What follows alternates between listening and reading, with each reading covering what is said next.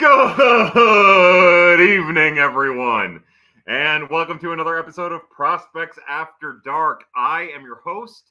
I am Kyle Reese. Again, as I go back and forth on my computer here, I have the YouTube feed. Again, the YouTube feed is way better than what's going on over on Twitter Live. I've got Twitter Live here. I've got the YouTube feed here, and we are going to get after it on a 7th day of December 2022. Look, we actually do have real stuff to talk about. We have, as James Goes Boom says, this makes me happy. James Goes Boom, this makes me really happy. Look, we have a Wilson Contreras contract to talk about, the newest member of the St. Louis Cardinals everyday lineup. We have a Rule 5 draft pick of a gentleman who might be a psychopath, but is also maybe one of the more talented arms in the Cardinals bullpen potentially now. We have a pitcher who was added to the 40-man in Guillermo. Oh my God, I can't believe I'm. Boy, I'm messing up. I'm Zuganina. God, I'm so stupid. I just completely blacked out. Anyways, we got shit going on, and I look like a fucking asshole to start. We're not drinking enough. So let's start here. Zuniga. I'm such an idiot. I kept saying Zugina in my mind, and I couldn't think of what it was. Guillermo Zuniga from the Dodgers organization. Gentlemen. Hey, Trevor. Hey, Trevor Huth is in here. All right. I'm going to focus. I'm going to get started. The cool thing about YouTube is that we can put the questions up there, and I really like that, the questions and comments. Like, for instance, the first thing that we had was from Thomas Reese, who is not related, who just says, hello. Then we had Gift saying, hi, Thomas. Then Josh Huffin said, you got this. Thomas Reese says, just making sure I am set up correctly. Aaron Johnson said, pad, as did Gifts. And then Thomas Reese said, let's go. All right, so we have beer. We're going to start off by cracking our Montucky. We're going to give a cheers to the Cardinals front office who did some things today. Hooray! Then we're going to go to our Aldi's Advent Calendar beer, a Belgian blonde ale with a really cool Norwegian-style decor thing on the thing. And we're going to cheers to Wilson Contreras because nothing says Wilson Contreras like Belgian beers. And then our third beer tonight, because I don't drink booze anymore during PAD, is this Horny Goat Brewing Company albino white stout aged in bourbon barrels. Sounds kind of racist to me. Don't understand why stout just can't be, non-albino, but to whites and blacks alike. Boy, what a shit show we've gotten off to start. All right, before we get into what's going on YouTube, we'll stick with what's going on over on Twitter, try to get through some of those. So Ryan Olson over on Twitter says, Wilking Rodriguez going to be the drunkest dude at the World Series parade. No doubt about it. Yeah, look, Wilkin Rodriguez, a 32-year-old, kind of an unusual situation to be drafted in the Rule 5 draft, the big righty bullpen arm that was technically drafted from the Yankees, spent most of his time in the Mexican League, pitching an indie ball a little bit here and there. It's a really exciting draft pick acquisition for the Cardinals organization. Again, I'm going to go through these kind of quick. I promise we'll get to Wilking in more detail, but that's a big arm with big velocity and impressive movement profile. So a name to be excited about, even though he's not traditionally the type of name that would get people excited. It's awesome we live in a world where the Cardinals and their scouting staff are turning over every brick and rock to find potential major leaguers. You can't beat that. We say it every week. We say it every opportunity we get. What the Cardinals scouting staff does is almost second to none. They do incredible work. And I think between Logan Sawyer specifically and now Wilking Rodriguez, we're starting to see the fruits of some exhaustive labor. So to the scouting staff, we raise our glasses. Over on YouTube, Sam Lammert says, this is my favorite cult. Brent 4G says, would love if we were actually aggressive and went and got Swanson too. That's not aggressive. That's a poor spending of money when you're a team that budgets themselves. If you're going to go out and spend, give me a Senga, give me Kodai Senga. Like, That's what I want. That'll do more for the Cardinals than anything. Dansby Swanson is not that much of an upgrade over Edman and the combo of Gorman and Donovan in the middle infield. I think, again, if you're the Yankees and you're bringing in Dansby Swanson, then that's good. But when you're the Cardinals and you budget funds, it doesn't really do them as much good to have Dansby Swanson. That's a role player on a team who needs more than a role player. Give me something special. Give me something more than that. If you're going to spend 23 mil or 20 mil on Dansby, give me 25 or 27 on Bogarts instead, or Correa. Somebody who can actually make a difference in the lineup, not just be a really, really solid player. Cardinals have enough really, really solid players. And, adding Wilson Contreras does a ton for their lineup. It's awesome.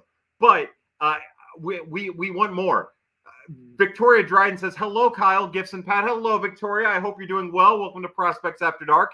Over on YouTube, Aaron Johnson says, the Cardinals got Contreras for my dad for his birthday. That's really cool. Yeah, I love when coincidences work out like that. Happy coincidences. Enchill says, this is also my favorite cult. Yeah, look, the cult of Pat. And again, the cool thing about the cult of Pat is there really isn't a leader so much as somebody steering the bus, which I don't really know if you want somebody steering a bus in a cult. Now that I think about it, it's an easy way to get everybody off of a bridge or off of a cliff's edge. But the thing about the cult of Pat is that it's your cult. You guys do it. I'm just the asshole who talks. These are your comments. And sure, I give my thoughts, but, it's your show. I'm just here to facilitate it. Nick O says, Kyle needs to do the Wilking Sky Punch to start every pad from here on out. That's not a bad idea, Nick O. I think we might end up taking you up on that. Over on YouTube, Quinn says, anything I said about Contreras in 2018 was completely satirical. I think there is a lot of Cardinal fans who feel that way right now. Yeah, look, it's that's part of the beauty in all of this. Getting passionate, right? We're passionate about the Wilson Contreras signing, even if we think it's a bad idea, we think it's a good idea. We're passionate in our hatred for the Cubs. We're going through the same emotions with Wilson Contreras that we sort of did with John Lester too, right? And that we would have if the Cardinals would have signed Rizzo or Bryant or any of those other names. So, we're dealing with it, but that's kind of the beauty in all this is we get to get lost again in our emotions. And one of the beautiful things about life is admitting when we let the emotions get the better of us and we were wrong because of it. But that's really cool. Again, over on YouTube, Nico reminds me it is Zuniga. Yeah, sorry about that. I'm an idiot. And Josh Huffman says Del Toro. I love it.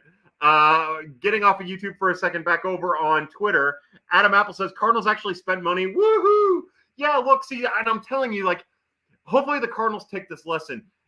The Cardinals didn't spend a ton of money, relatively speaking. Now, $17.5 million a year for 5 years is a lot of money, and we know it's a lot of money for the Cardinals too. That's not to disparage what the Cardinals do, but we know that's a lot of money. But they did. They went out and got the best catcher available, and even the people who are kind of on the fence about it, or even the people who are down on it, they acknowledge that the Cardinals spend money, and they're happy about that. This isn't Dexter Fowler or Brett Cecil. This is something more. This is a guy who was one of the best at his position for a couple of years. And sure, there will be regression. He's not going to probably hit for the same power at Busch that he did in Wrigley. I think that's fair. And there are defensive concerns. But you can't be one of these fans. You can't be a fan at all and tell the Cardinals I want them to get better. I want them to get better. I want them to get better. And then when they spend money to get better and acquire the best free agent available at the position. It's not Dexter Fowler who's just a flash in the pan, who's coming off of a career year or a couple good years between Baltimore and the Cubs. This is Wilson Contreras. This is a guy who has staying power and has proven it. If you're going to spend the money, spend it this way. And Cardinal fans have responded to it. And I think that hopefully is a lesson the Cardinals can take from all of this. Let's see. Dat K Diddy says Contreras sucks, y'all. You're an idiot. B Red 615 Cards still don't have an ace. Yeah.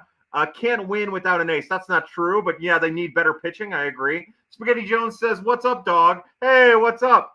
Trevor Ho says, do you think the Cardinals can go another year without protecting Paniagua? I don't know if I can tell you right now, Trevor. I think that we need to wait and see what the 2023 season looks like. We'll know more at Double-A this year. I would suspect that if he has a good camp, he'll start at Double-A. I think they can because I think, Han Paniagua was a little overrated by the fan base.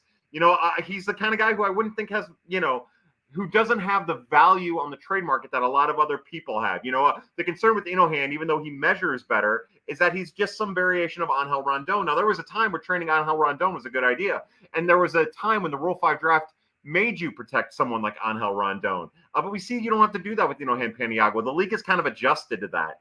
So, hopefully he puts himself in a position where the Cardinals do have to protect him next season.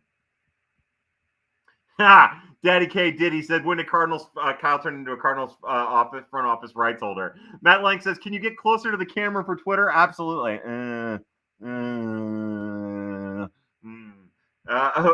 Clayton, hey, I want to see you do this down in a doing this down in a handle. Oh, no, you do not. That's Clayton, one time I did this while I had a concussion, and I drank a lot of booze, and it was a whole thing. All right, over on Twitter, over on YouTube, Nicholas Childress says, Enchill says, I'm going to crack open a brew tonight. I love it. Josh Huffins gives it a little cheers. Aaron Johnson says, Josh Huffins says, I'm going to get a scotch. Now we're talking. Aaron Johnson says, I've heard chatter about Leonardo Bernal this week. Enlighten us. Yeah, Bernal is an 18-year-old who more than held his own at Palm Beach this year, low A, who is a contact, relatively speaking, oriented catching prospect who has surprise pop due to some pretty impressive bat speed. He's also a very steady catcher and big body. He's got to develop big body to go along with all his potential. Look, him and Jimmy Crooks are top 15 prospects in this organization to me. I think you could probably make an argument that both deserve to be higher ranked than Michael McGreevy. I think so, at least, but I also think that everybody overrates Michael McGreevy, and I wish I would have stuck with that, just like I wish I would have stuck with my thoughts about Matthew Liberatore. Both can be better than what they are, but they're just not yet, and they will be if they keep working, but they're just not yet. They've got some things they have to work on. But Bernal is a legit prospect. I think there's an argument to be made that he's more advanced at 18 than Ivan Herrera was, and we all know Ivan Herrera was an advanced 18-year-old prospect. It's part of the reason why Ivan Herrera got on the map that he did. So that's Bernal. Strong arm, strong defensive catcher, strong game caller is my understanding, and just a really promising 18-year-old. That these kind of players don't grow on trees. B. Wright says, are you filming on a Nokia? Yeah, I mean, it might as well be my shitty phone along with shitty Twitter Live. Sarah Ann says, Merry Christmas. Merry Christmas, Sarah Ann. I'll drink to you and your Twitter and tagging people who aren't even real in tweets because they get underneath your skin for no reason. James Goes Boom says, Cliffs. Beebs 34 says, all I hear is how bad at framing Contreras is. I think Yachty is at spring training helping him. Probably. I saw one of the legit journos tweet out that Contreras has actually shown progress defensively in the last 3 years. I can't say for sure. I don't watch him every day. But yeah, more than likely he's a bad framer, and that blows. Yeah, I can't say much about that. That would suck, but they'll be fine. Caleb Noble says, love the bullpen moves. Buy low on strikeout guys with good peripherals always. Yeah, look, I bring in all those arms. Bring them in on minor league deals. Bring them in on professional deals. Like, I like it all. Dat K. Diddy says, can I get lost in your emotions, Kyle? If you like, you can get lost anywhere. Emotions, holes, whatever you'd like, Dat K. Diddy. Iowa X says, when will the Cardinals get someone from the transfer portal? It sounds like Dominic Lovett from Mizzou, the wide receiver, might make a good center fielder. B-Rat says, they need to spend money on an ace. They never do. Yeah, the only ace out there is Carlos Rodon, and I agree with you. The pitching needs to get better. I don't know if spending money on it is the best. I'd like to see them trade for it. Some of the resources that they didn't use to trade for Sean Murphy, I'd like to see them use that to make their pitching staff better. Thomas Reese says, salute to you, Thomas Reese. Driving a bus while drinking a beer. Yeah, we can't have that. I would not recommend that. Jack Callahan says, how long before JoJo and Wilking are taking shots together in the bullpen? I'm going to tell you right now, man. For me, the left-handed relief situation is simple. It's Zach Thompson and JoJo Reyes. I was and JoJo. It's God. I don't know why I'm blanking. I'm so focused on other shit right now. JoJo and Tom K. Thompson, Zach Thompson on the left-handed side of the bullpen. Hold on, let me zone in. I don't know what the hell's wrong with me. I've got way too much shit going on. Let me focus in and get going. God, it's been a while since I've had to do that. You've got JoJo and you've got Thompson on the left side, right? With Hennessis and Packy as backup. You're going to need all the depth that you can get. And I think Wilking he's on a clear path to be a prominent member of the bullpen. So, yeah, look, I think Satire having it all. I think JoJo and Wilking and their celebratory can smashing in their heads, fist pumping into the heavens. I think that'll go a long way for having fun in the Cardinals bullpen. Over on YouTube, with us keeping Newt and the rest of the young guys, does this allow Walker to stay in AAA for a little bit to really develop? Look, I think Jordan Walker will get every chance to break with the big league club. I don't think necessarily they could have traded Gorman, and I don't think that would have affected Walker so much. They could have traded Nootbaar, and I don't think, or maybe not Nootbaar. They could have traded Burleson, and I don't think that would have affected Walker's timeline much. I think that he's kind of in a position now where he's the only one affecting his timeline. And, as fans, we get so focused on his hitting. And he's a good hitter. But, there's still questions about his defense out in the outfield. And he has a full offseason to work on it. But the kid who was in AA, he just wasn't ready yet. The kid in the AFL just wasn't ready yet. I think he can be ready by spring training. But, if we have questions about, Moises Gomez's defense and Alec Burleson's defense, if the front office has questions about that, and Jordan Walker doesn't look very much different than he did at the end of the year, and he gets a real chance and those two don't, that's malfeasance by the front office. It's preferential treatment, and that's bullshit. It happens that way sometimes. But look, he's just not there as of right now yet. And so, yeah, look, I think going back to AAA is good for him. Or going to AAA, not back to, because he hasn't been there. Going to AAA is good for him. I think it would do the Cardinals well to do it as well. Over on Twitter, Ryan Olson says, you saying and reminding me of Brett Cecil just ruined my month. You're welcome. Ryan Olson, how are we feeling about Jonathan Mejia? Yeah, look, Jonathan Mejia is a really interesting middle infield prospect, but currently shortstop prospect in his teens for the St. Louis Cardinals. Hasn't made it to a full season level just yet, but he, as a younger player in an older league, he was really impressive. I know the Cardinals think highly of him. I know the guys in the national circuit think highly of him. He's growing into his body. He has a good frame. He has some power to go in his swing, a really quick swing with some power in it. Look, in my mind, he's a top 10 prospect. I think by the end of the year, you're talking about a guy who could be a top 5 prospect in the Cardinals organization. He's the kind of guy that the Cardinals don't have a lot of, mostly because a lot of those guys aren't in the minor leagues. So, yeah, look, he's exciting. Remember, we always practice caution when it comes to these types of players. Wait till they get into a full season affiliate before we really start gushing and loving on them. And that's really all that stops him from being rated just a little bit behind Joshua Baez in my mind and in what will be my rankings if I ever get to write them. Over on YouTube, Aaron Johnson says, I didn't realize how good Contreras is against righties, and that makes me feel even better about the move. I agree with you. Yeah, look, Cardinals are bad against righties, and sure, we all want them to get lefties so they can be better against righties, but if you get righties who can hit righties, then, hey, you're in a good spot. Snoop Dogg says, Big Pimp Kyle, hey, what's up? E-Bale says, hi, Kyle, I love you. E-Bale, I love you too. I'm going to take a drink of Montucky just for you. Andrew C. Doran says, what trade targets are out there? That's a great question. There's always been this talk about Shane Bieber. I don't think that he's out there. A lot of times with the Cardinals, what do? They end up kind of getting somebody that you don't necessarily know that they're interested in or might be available. You hear rumblings about some of the Rays guys. We've heard Tyler Glasnow. That would be fantastic. I don't know if the Rays would trade him just yet. I think next offseason is probably the year they trade him, but maybe someone like Tyler Glasnow. My hope would be somebody that we don't even know about. We kind of make this assumption that just because a name is out in the public, that it's like those are the only available names, and I don't necessarily know if that's true. I know a lot of people were pointing to some of Miami's Miami starters, not named Sandy Alcantara, and I could see something like that. I don't necessarily have the highest thought of Pablo Lopez because of some of the injury concerns, and I don't necessarily know if that's a direction that the Cardinals would go in, but maybe something like that.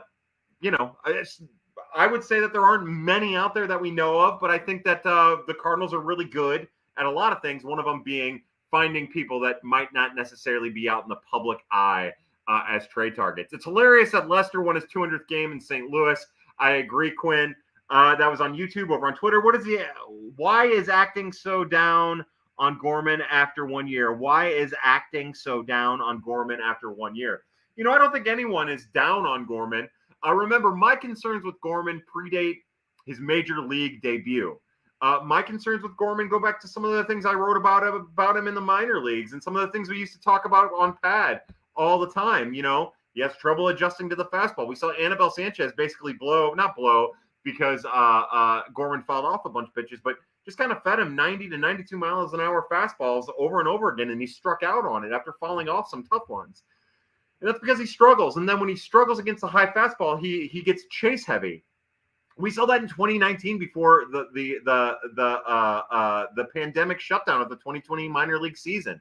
Didn't really see much of it during 2021, and we definitely didn't see it at all in 2022 before he was major league ready, before he made his major league debut. He was more than ready for that debut, and he just didn't adjust at the major league levels. He never really adjusted in the minor league. So I think that if I'm guessing why people are down on him after this past season, I would say it's that. I would say there's defensive concerns. I think people are overvaluing exactly how the ban of the infield shift, the side-loaded infield shift, is going to affect defense. I think people are a little overblowing that.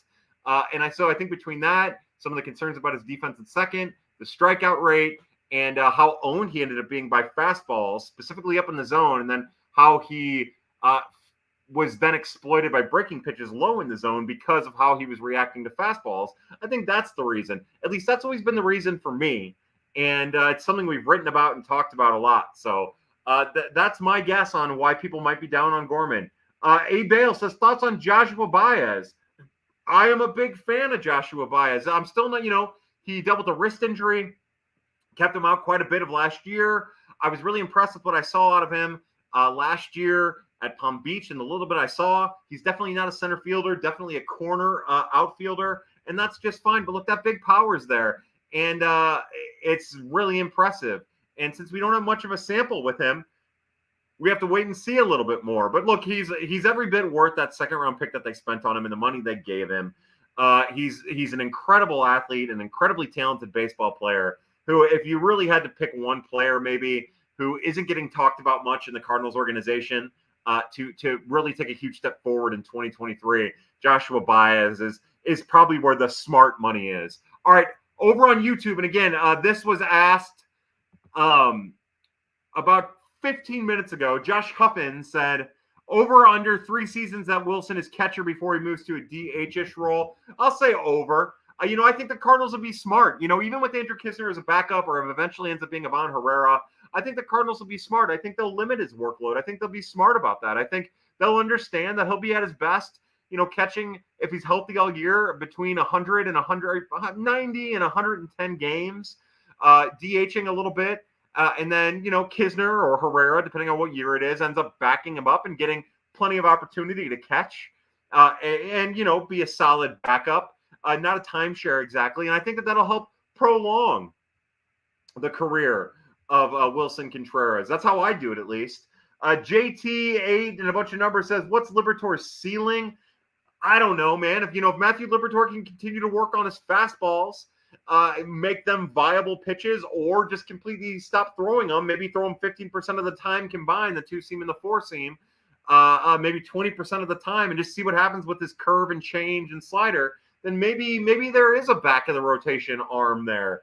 If he can continue to keep his velocity, if he can revert to keeping his velocity throughout a start, then there's middle of the rotation options there, a potential there, with a little retooling of his fastballs. More than likely he could end up being a really fun bullpen piece. I think, again, if that allows him to reach his velocity, because velocity is so important to somebody of his caliber with the fastballs that he has. So it just depends on what steps forward and what lessons Matthew Liberatore has taken from his first taste in the major leagues. Iowa Neck, our good friend Derek, says, know anything yet about the minor league Rule 5 pickups? Look, I don't know a lot, other than simple cardinal searches. simple Twitter searches, I don't know a lot. I think, that Jose Martinez, he's like the fifth Jose Martinez that the Cardinals have had. So that's interesting. I think that that Komar reminds me a little bit of Nabil Krismat. I think that Ryan Shreve reminds me of Logan Gregg a little bit, just for organizational comparison purposes. That's kind of where I'm at. Again, remember, just like Gifts keeps saying, go to YouTube. The experience is way more enjoyable on YouTube than it is on Twitter. Over on YouTube, Aaron Johnson says, obviously to speculation, but I'd love to know what Oakland was asking for Murphy. Yeah, one of the most fascinating things about the Cardinals' pursuit of Wilson Contreras and signing Wilson Contreras is now we can take a step back and we can watch how this whole catcher's market develops. There are a lot of really good baseball teams that are still looking for a catcher. And we're going to find out, I think, pretty quickly, maybe not necessarily what the Murphy market is, but maybe what some of the other catching market is and how that all pans out and how that all plays out. And I think then that's when it's going to start being fascinating. The tough thing about Murphy, right, is that I think you could argue that the asking price is only going to go down maybe, but the Cardinals had to be proactive, right? The A's are in a position where they don't have to trade him. They don't really have a reason to trade him other than they're bad. So they can hold on to their supremely high asks. And I wouldn't be surprised if by the time he's traded, his price has gone down a little bit, whether that be in a month or a day or 6 months or 5 months, whatever, because of how the market develops. Right now they can ask for a ton because they can get a ton. I'm anxious to see when he goes and how he goes and who he goes for. But I'm with you. I'd love to know what the ask was. Sam Lambert says, saw you not so confident in Hudson earlier today. Do you not expect some more improvement going into the second season removed from Tommy John? So my thought about Dakota Hudson is Dakota Hudson improving is a pitcher that relies heavily on luck to be successful, who still doesn't throw enough strikes. We talk about improvement, and we talk about recovering from Tommy John. And none of those things matter to me with Dakota Hudson because before Tommy John, he was a very lucky pitcher who stats and effectiveness was buoyed by defensive shifts and getting the ball on the ground. He's fine. He's a fine pitcher. The Cardinals need better than Dakota Hudson. Now, as a sixth starter, maybe he's fine. As a swingman, maybe he's fine. Like, you could do a lot worse than Dakota Hudson as a sixth starter. But if you're thinking to yourself, like, this is a guy who could be your fifth or fourth starter, then I would like to see the Cardinals get better. Yeah, if he's going to be a fifth starter, then you want the top of the rotation to be better than it is, or you want somebody different than Dakota Hudson as your fifth starter. We sometimes get caught up in ERA. Like, he doesn't throw strikes. And sure, the pitch clock, a lot of people think is going to make him better. We'll see. It made him better in limited experience last year, but we'll see. He's got mechanical issues he needs to work through. Hopefully, and we talked about this last week on Pat a little bit, hopefully Dakota Hudson, with Dusty Blake taking over from Mike Maddox, hopefully Dakota Hudson can really adopt that style and adopt some of the teachings that help for Jake Woodford and, apply that to how he throws, because Woodford's slider is different now, and it's because of some of the things that the Cardinals organization and Dusty Blake pushed on him, and that made him a better, more sustainable major league pitcher. For me, I like Woodford better than I like Hudson at this point. I think that if you're talking about six starters, I'd prefer that Woodford is the sixth and Hudson isn't even mentioned. Hudson's the kind of guy that an old school team would probably gobble up, so you trade him to an old school thinking team. We talk about it a lot, the Rangers, the Angels, the White Sox, a lot of those potentially poorly run front offices. Over on Twitter, Iowanex says, based on one of your tweets, you must be high on Logan Sawyer, or at least his potential. Yeah, look, I like Logan Sawyer a lot. What I tweeted out, to be specific, is Wilking Rodriguez and Logan Sawyer. I could easily see both being bullpen contributors for the St. Louis Cardinals by the end of the season. I do. I think that. That doesn't necessarily mean that they're going to be your seventh and eighth inning guy. That doesn't mean that they're going to take over for, Gallegos and Helsley.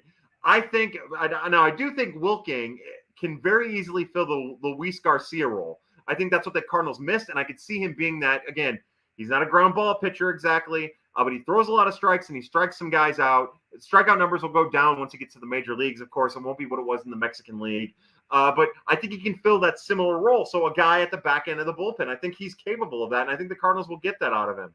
I think that Logan Sawyer is still a little bit of an unknown. I know from talking to people that this was something potentially more than just a guy to backfill. This isn't Zach McAllister signing last year. This isn't Aaron Brooks. This potentially isn't even Drew Verhagen.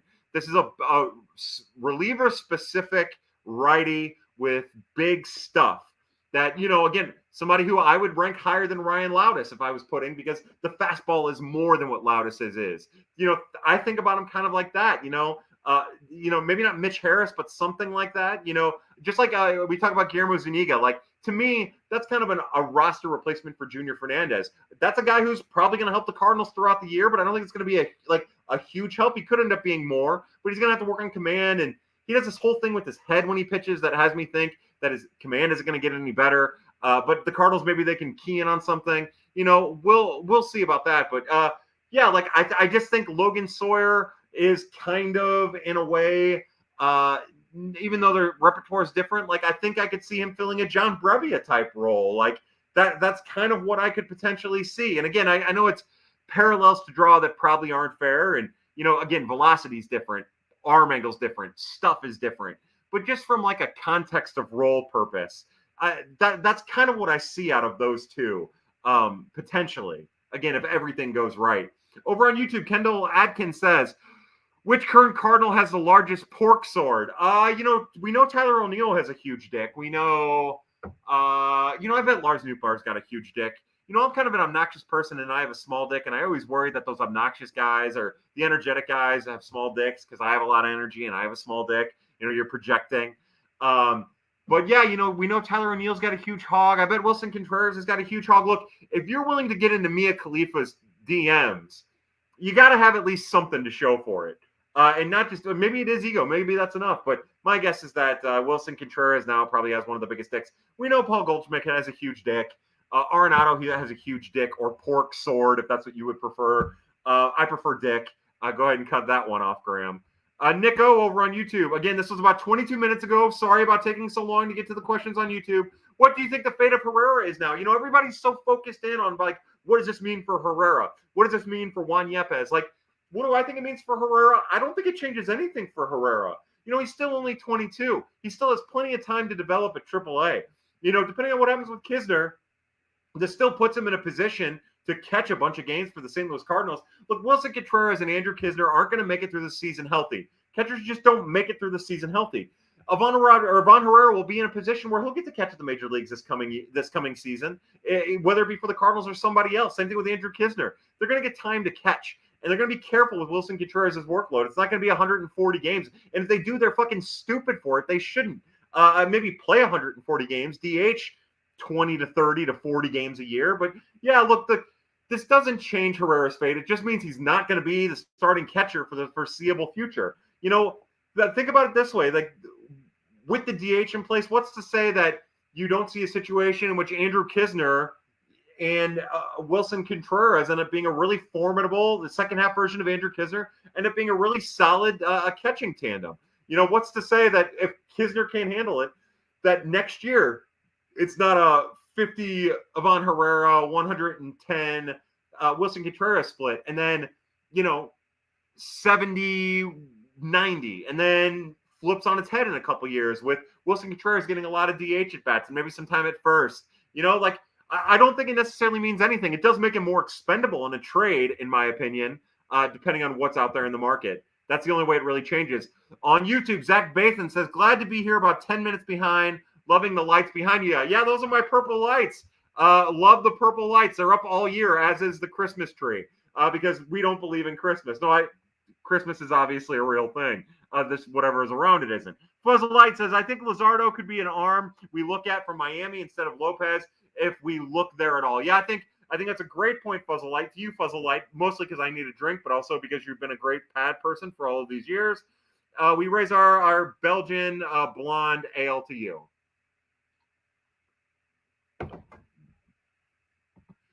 Jack Callahan over on YouTube says, Samuel Lambert, Dakota going from trash to slightly less trash still makes him trash. Yeah, I think trash is an oversimplification. I do think that there's a chance that if Dakota Hudson could file into a bullpen role, then you would just have a higher upside, higher octane version of Seth Manis. And I think that would Matt Bowman, and I think that would play really well, especially for the Cardinals bullpen, the way it's built.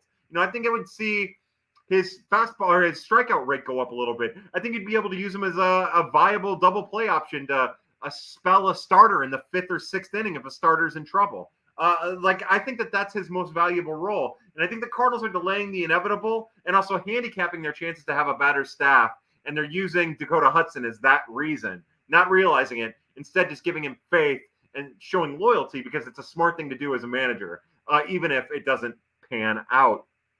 M. Leach says, can't figure out how to send messages on YouTube, so I'm jumping to Twitter Live. That's perfectly fine. Send them in here. We're still going to answer both on Twitter Live and on YouTube Live. How close is Graceffo to the majors? Look, I think from a bullpen role, Graceffo isn't that far out. Look, there were some pitch tipping issues at the end of the year last year once he made it to AA.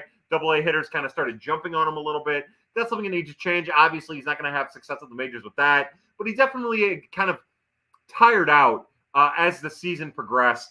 Got a little break. When he came back from the break, his octane was back, and it was beautiful. But look, I think that there's an argument to be made that Gordon Graceffo is bullpen major league ready now, again, with a little bit of tweaking like we've talked.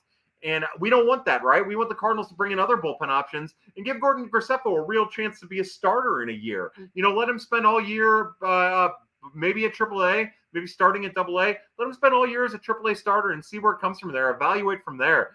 People forget about his funky windup, but I don't think that matters at all.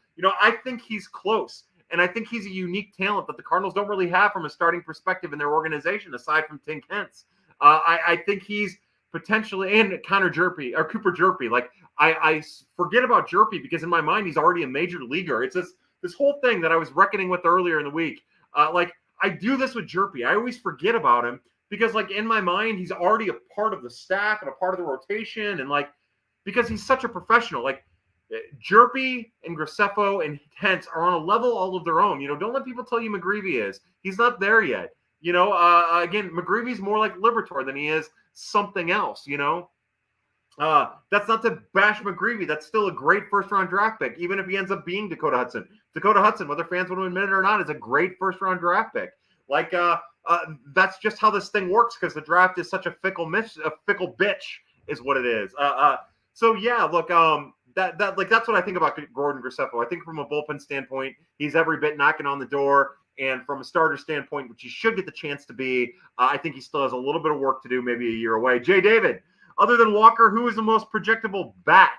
Yeah, I think Moises Gomez is incredibly projectable. I think you can project him to strike out 35% of the time, hit 27 home runs and 500 at-bats. I think you can look at what Adolis Garcia has done for Texas and say, well, that's pretty projectable. When you hit the ball as hard as he does, and when you swing and miss as often as he does, sure, it's not necessarily projectable as like an all-star level, but it's a damage bat.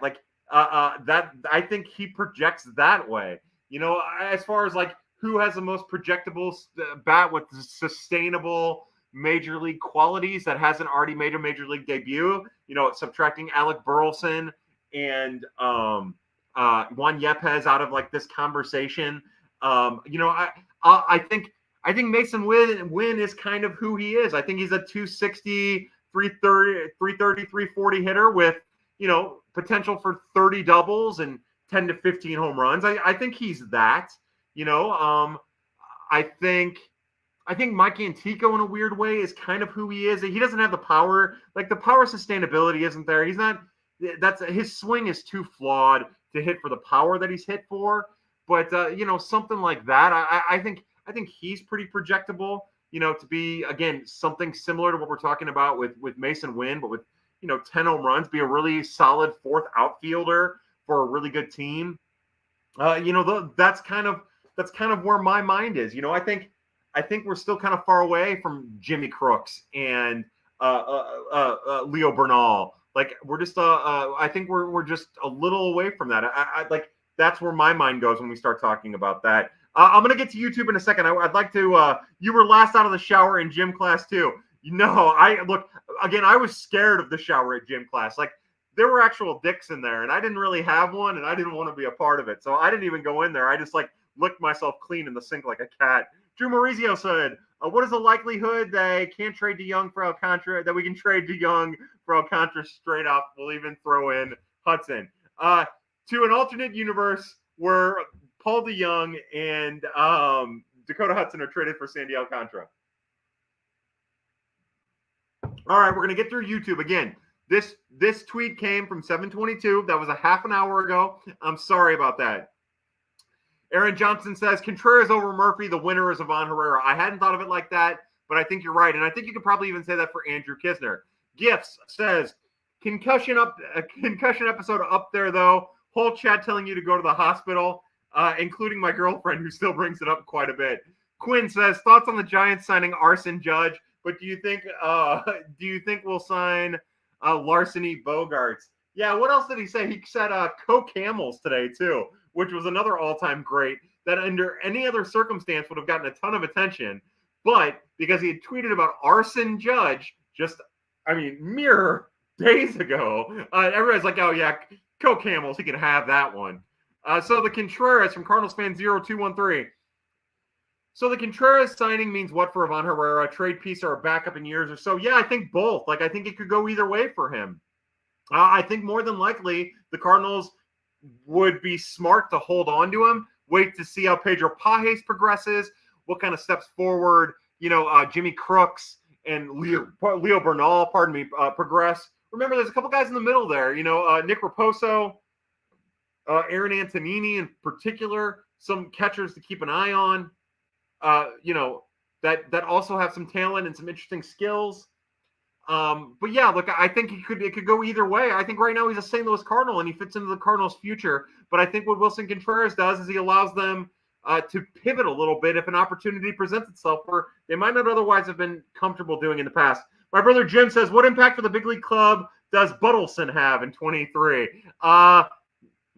Yo, Kobe, tell me what my ass tastes like. Tell me anyways, no, Jim. By the way, I hope your kids are well. I don't particularly care about you, but your kids, I am very, I care. No, Jim, I think that's still up in the air, right? The Cardinals are still talking about bringing in a left-handed bat. I think that the position that the left-handed bat will play into that. Ideally, and something that I've advocated for here on Pad and online and all that stuff is, unless you get somebody on a deal, and it doesn't really seem like you're going to get anybody on a deal, give those at-bats to Burleson. Give those left-handed at-bats to Burleson. Look, the NL Central shit, and that affords you the opportunity to see what Burleson is. And I would rather see what Burleson is than what Gorman is if you have to choose those two, unless obviously they get spring and Burleson is just outclassed by Gorman and then whatever. But yeah, like I think that the Cardinals would do themselves well if everything enters the same. By the way, the Springfield Lucky Horseshoes t-shirt, boom, got to support the Springfield, Illinois Lucky Horseshoes.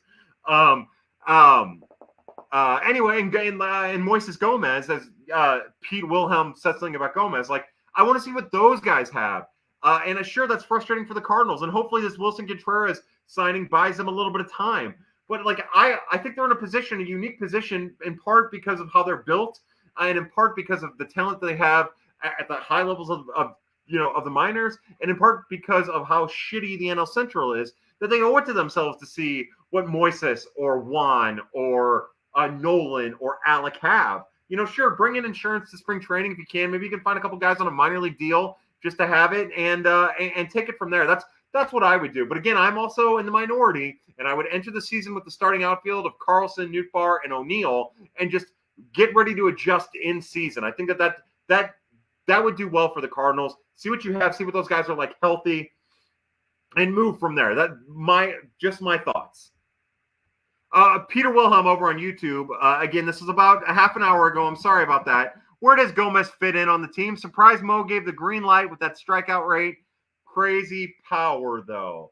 Yeah, look, I think Moises Gomez is the ultimate wild card for the Cardinals, right? Like, there aren't a lot of guys who hit the ball as hard as he hits the ball and as consistently as he does. And that's kind of special. That's kind of unique. Sure, he swings and misses a lot and he strikes out a lot. We talk about strikeout rate. The swing and miss rate's the concern. Strikeout rate's whatever, really. But he swings and misses a lot. And sometimes he doesn't have an idea what he's doing up at the plate. But how does he fit in? As an incredibly cheap wild card that any team would be happy to have in like a Rule 5 situation or a minor league free agent situation.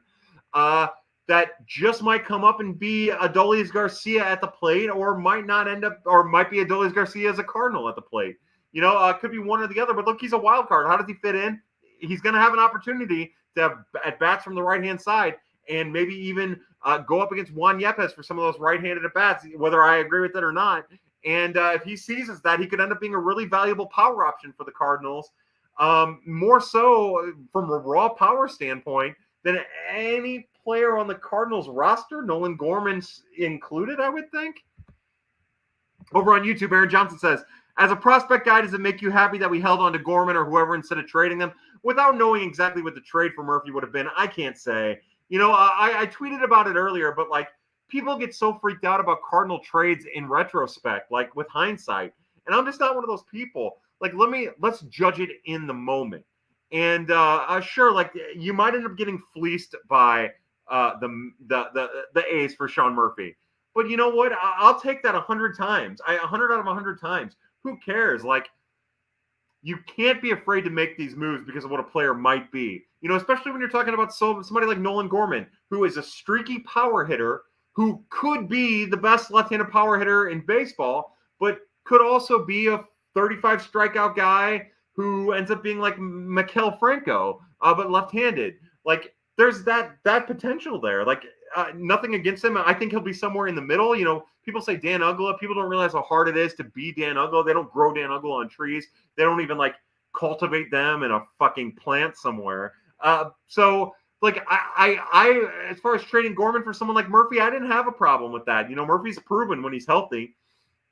Now, who would it have been? If it would have been a situation like Soto where they're asking for Walker and Gorman and Carlson and Wynn and Graceffo and whoever the hell, then yeah, look, I'm glad that they held on to who they held on instead of going that way. Thomas Reese says, what was the request for Oakland and the catcher? I can't say. I don't know.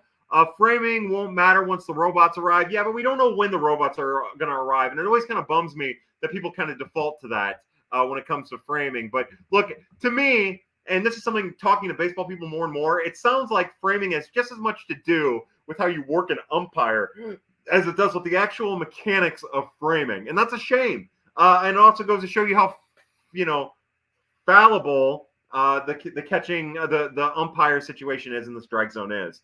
I think there's an argument to be made that Yachty wasn't necessarily the greatest the greatest framer. What Yachty was better at a lot of people at working umpires and having a reputation.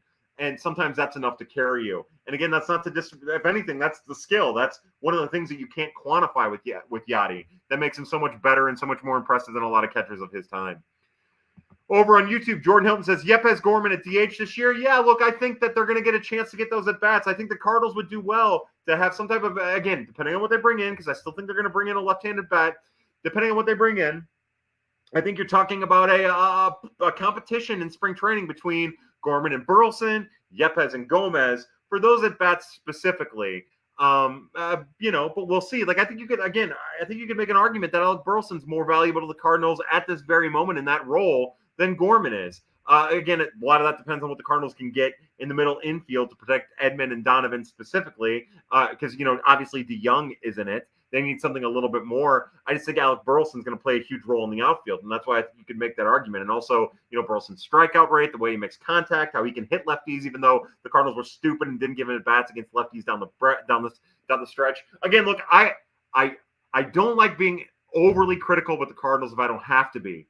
But their own self-evaluation of Alec Burleson is going to get them in trouble because whoever's telling him, the Cardinals, that they shouldn't use him in matchups and that he can't play the outfield, and whoever's buying that is fucking stupid because it's not true. It's just not fucking true. At least it wasn't in AAA last year. So hopefully they can amend that and adjust to that and capitalize off of it. Over on YouTube, Aaron Johnson says, would be interesting to see the trade from a high K pitcher now with their depth. Yeah, I'd like as long as they keep bringing in guys who can strike out, I'm with you. And again, we know that the high K is something that teams are starting to adjust to a little bit more now that there are concerns about what the heavy-sided infield shift ban is going to do. Cardinals Gift says, take a drink. I'm going to take a drink of water. And then I'm going to take a drink of my Montucky. A beautiful cold snack to you, Gifts. Sweet Jones says, no trust in Hennessy's rebounding. No. He was fucking terrible at Memphis when they sent him down. And it's not like he's ever been a high strikeout pitcher. I like Hennessy's. I'm not down on him. I don't have huge belief that he's going to rebound, but I also think he's going to end up being in the major leagues, and I think he's going to help the Cardinals in 2023. I just don't think he's as good as Thompson or JoJo. Our good friend Stu Stiles, who will hopefully get paid to keep that world's best scorecard of his, says, do you think the Cardinals will find themselves active in the trade market? The Alvarez Rule 5 edition, the Contreras signing add a lot of catching depth. Yeah, look, the Cardinals do have catching depth, and that extends beyond Ivan Herrera. We just talked about it a couple minutes ago. Pedro Pajes, Nick Raposo, Aaron Antonini, Jimmy Crooks, Leonardo Bernal. Like, they have catching depth. So, yeah, I would definitely like to I would definitely like to see the Cardinals be involved in the trade market and be opportunistic, right? So we know for a fact that the next word we're going to hear from the Cardinals a lot is opportunistic. They're going to be opportunistic, and they should be. I still think they need more. We know they need more pitching, whether that be bullpen or starter. I think most of us would say they need starting. I think you can argue that they need another bat. I think that the argument, even though I don't agree with it, for another outfielder is more than valid. But I do think that they should be open and opportunistic with both the trade and free agent market. STL Sports Central says, did you get an anonymous text from an inside source about Contreras? No, sorry, I didn't get the Easton Leonard treatment. But, again, like, I'm not going to get into it. I don't feel comfortable talking about it. Criff, do you think there's any correlation between going from Contreras, who's likely not a full-time catcher, and having faith in Herrera? Or do you think it's more not wanting to give up prospects for Murphy? I don't think that they were worried about giving up prospects for Murphy. I think that they were worried about how many of the prospects and young players they would have to give up to get Murphy and the quality of those players. I also don't think that Herrera really goes in to the whole Contreras thing exactly. We as fans start doing roster construction and projecting for the future, and the Cardinals are doing that too. But the Cardinals, in their minds, and what should be in our minds, just signed the best available free agent catcher who has been one of the 5 best catchers in baseball for a period of time. The Contreras signing is simply about getting better at a position with one of the recent history's best catchers, both offensive, specifically offensively, but also with a lean towards D. With D concerns, of course, but still not a handicapped, catcher. Granted, he only caught, less than 80 games last year, and there's injury concerns there with him too. Hopefully he's fully healthy. But yeah, look, the Contreras thing is just about getting better and spending money and, partially showing the fans that they're willing to do it to get better. Over on YouTube, Jake Fouts says, did I miss a Leonardo Bernal segment? Yeah, we've talked about Bernal a lot. Sam Load says, where can I order that shirt? You can get it from the Springfield Lucky Horseshoes. Hey, Kareem. Kareem says, sup, Kyle? Hello, Kareem. How are you, bud? Look, again, I want to tell people, now, Kareem, Cardinals Reeks, our good friend Blake Newberry, the other fellow whose name is Sugar or something like that, they are worth the follow. They're awesome people who have an understanding of the advanced metrics in a very terrific way. And they also have the access to the data that I don't have. I have to beg, borrow, and deal, and it's available to them. So follow Kareem on Twitter. Follow Cardinals Reeks on Twitter. And the other person whose name I can't remember, who's Sugar, follow them on Twitter. They're going to give you stuff that I can't give you, unfortunately. Whenever people that I talk with give me data, it's always like, instead of it being 2351 RPMs, it's, between 22 and 2500. And no one will give me the data because either A, they don't want that data to leak out. They don't want people to know they have the data. Or what I've actually had admitted to me is that they don't like me having the data because they know I'll give the information out for free. And because I'm viewed as a competitor for some people. And that kind of sucks because I can do a lot with that data. And when I get it, it gives me more perspective. And it also kind of stops me from writing about prospects too, because I don't feel like I can give a full, as I sit in the confessional here and with the shrink and give my heartfelt thoughts. I don't feel like I can give a full, honest rundown or evaluation of a player without the advanced metrics. But Kareem can, and Kareem's awesome. So to Kareem, I raise my glass of this bourbon barrel-aged albino white stout from Horny Goat Bruco. Real fast, before we go back to YouTube, over on Twitter, Clayton says, any Rule 5 with play-by-play announcer experience? Too soon. Yeah, too soon. Jim Reese says, word, kids doing great. Love you. Love you and the kids too, bud. Jay David says, save the dry powder and head into the season. There will be moves at the deadline. Yeah, between now and the deadline for sure. Iowa Next says, if something happened to Arenado injury-wise, would you use Walker at third or go with someone else? Again, it's all about timing.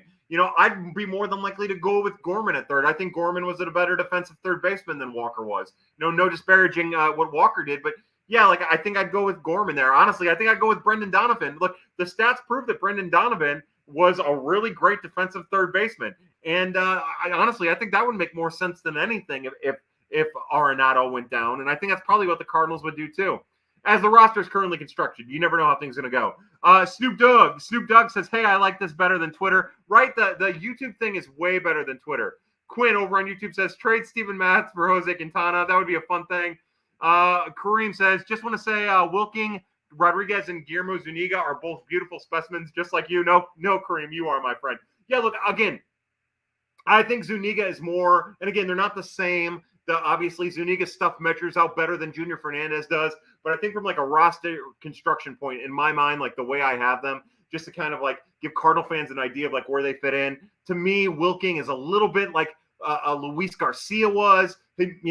Again, Garcia was a two-seamer. Wilking is a four-seamer. It's different stuff, but that's the kind of role they're going to have. I think Zuniga is more of a depth guy like Junior, but again, a specimen with measurable stuff that gets swing and miss. And just honestly, a great 40-man addition. Aaron Johnson says it doesn't hurt for them to carry this depth into the season and be aggressive with in-season trades. Yeah, I agree. Again, be advantageous, be opportunistic, and then pivot from there. Nick Weisner says Montucky Cold Snack massively underrated. Cheers to you on Nick Weisner. I agree. I love the Cold Snack. It's my favorite consistent light beer. Or not light beer, but domestic lager, domestic Cold Snack. Jack Callahan says, I remember watching Odorizzi throw 8 straight 90 to 93 mile an hour fastballs to Gorman and 1 at bat, and he struck out. I wanted to rip my hair out. Yeah, look, again, keep in mind that's still a 22-year-old. That's still a kid who's kind of rushed through the system a little bit because in part to 2020, he's going to get better. He's going to get more consistent. He's going to show off that power when given an opportunity. It's just a matter of how streaky he's going to be because he's always been streaky, and I always view him as a streaky hitter, and how he maintains the low parts and what the low parts look like between streaks.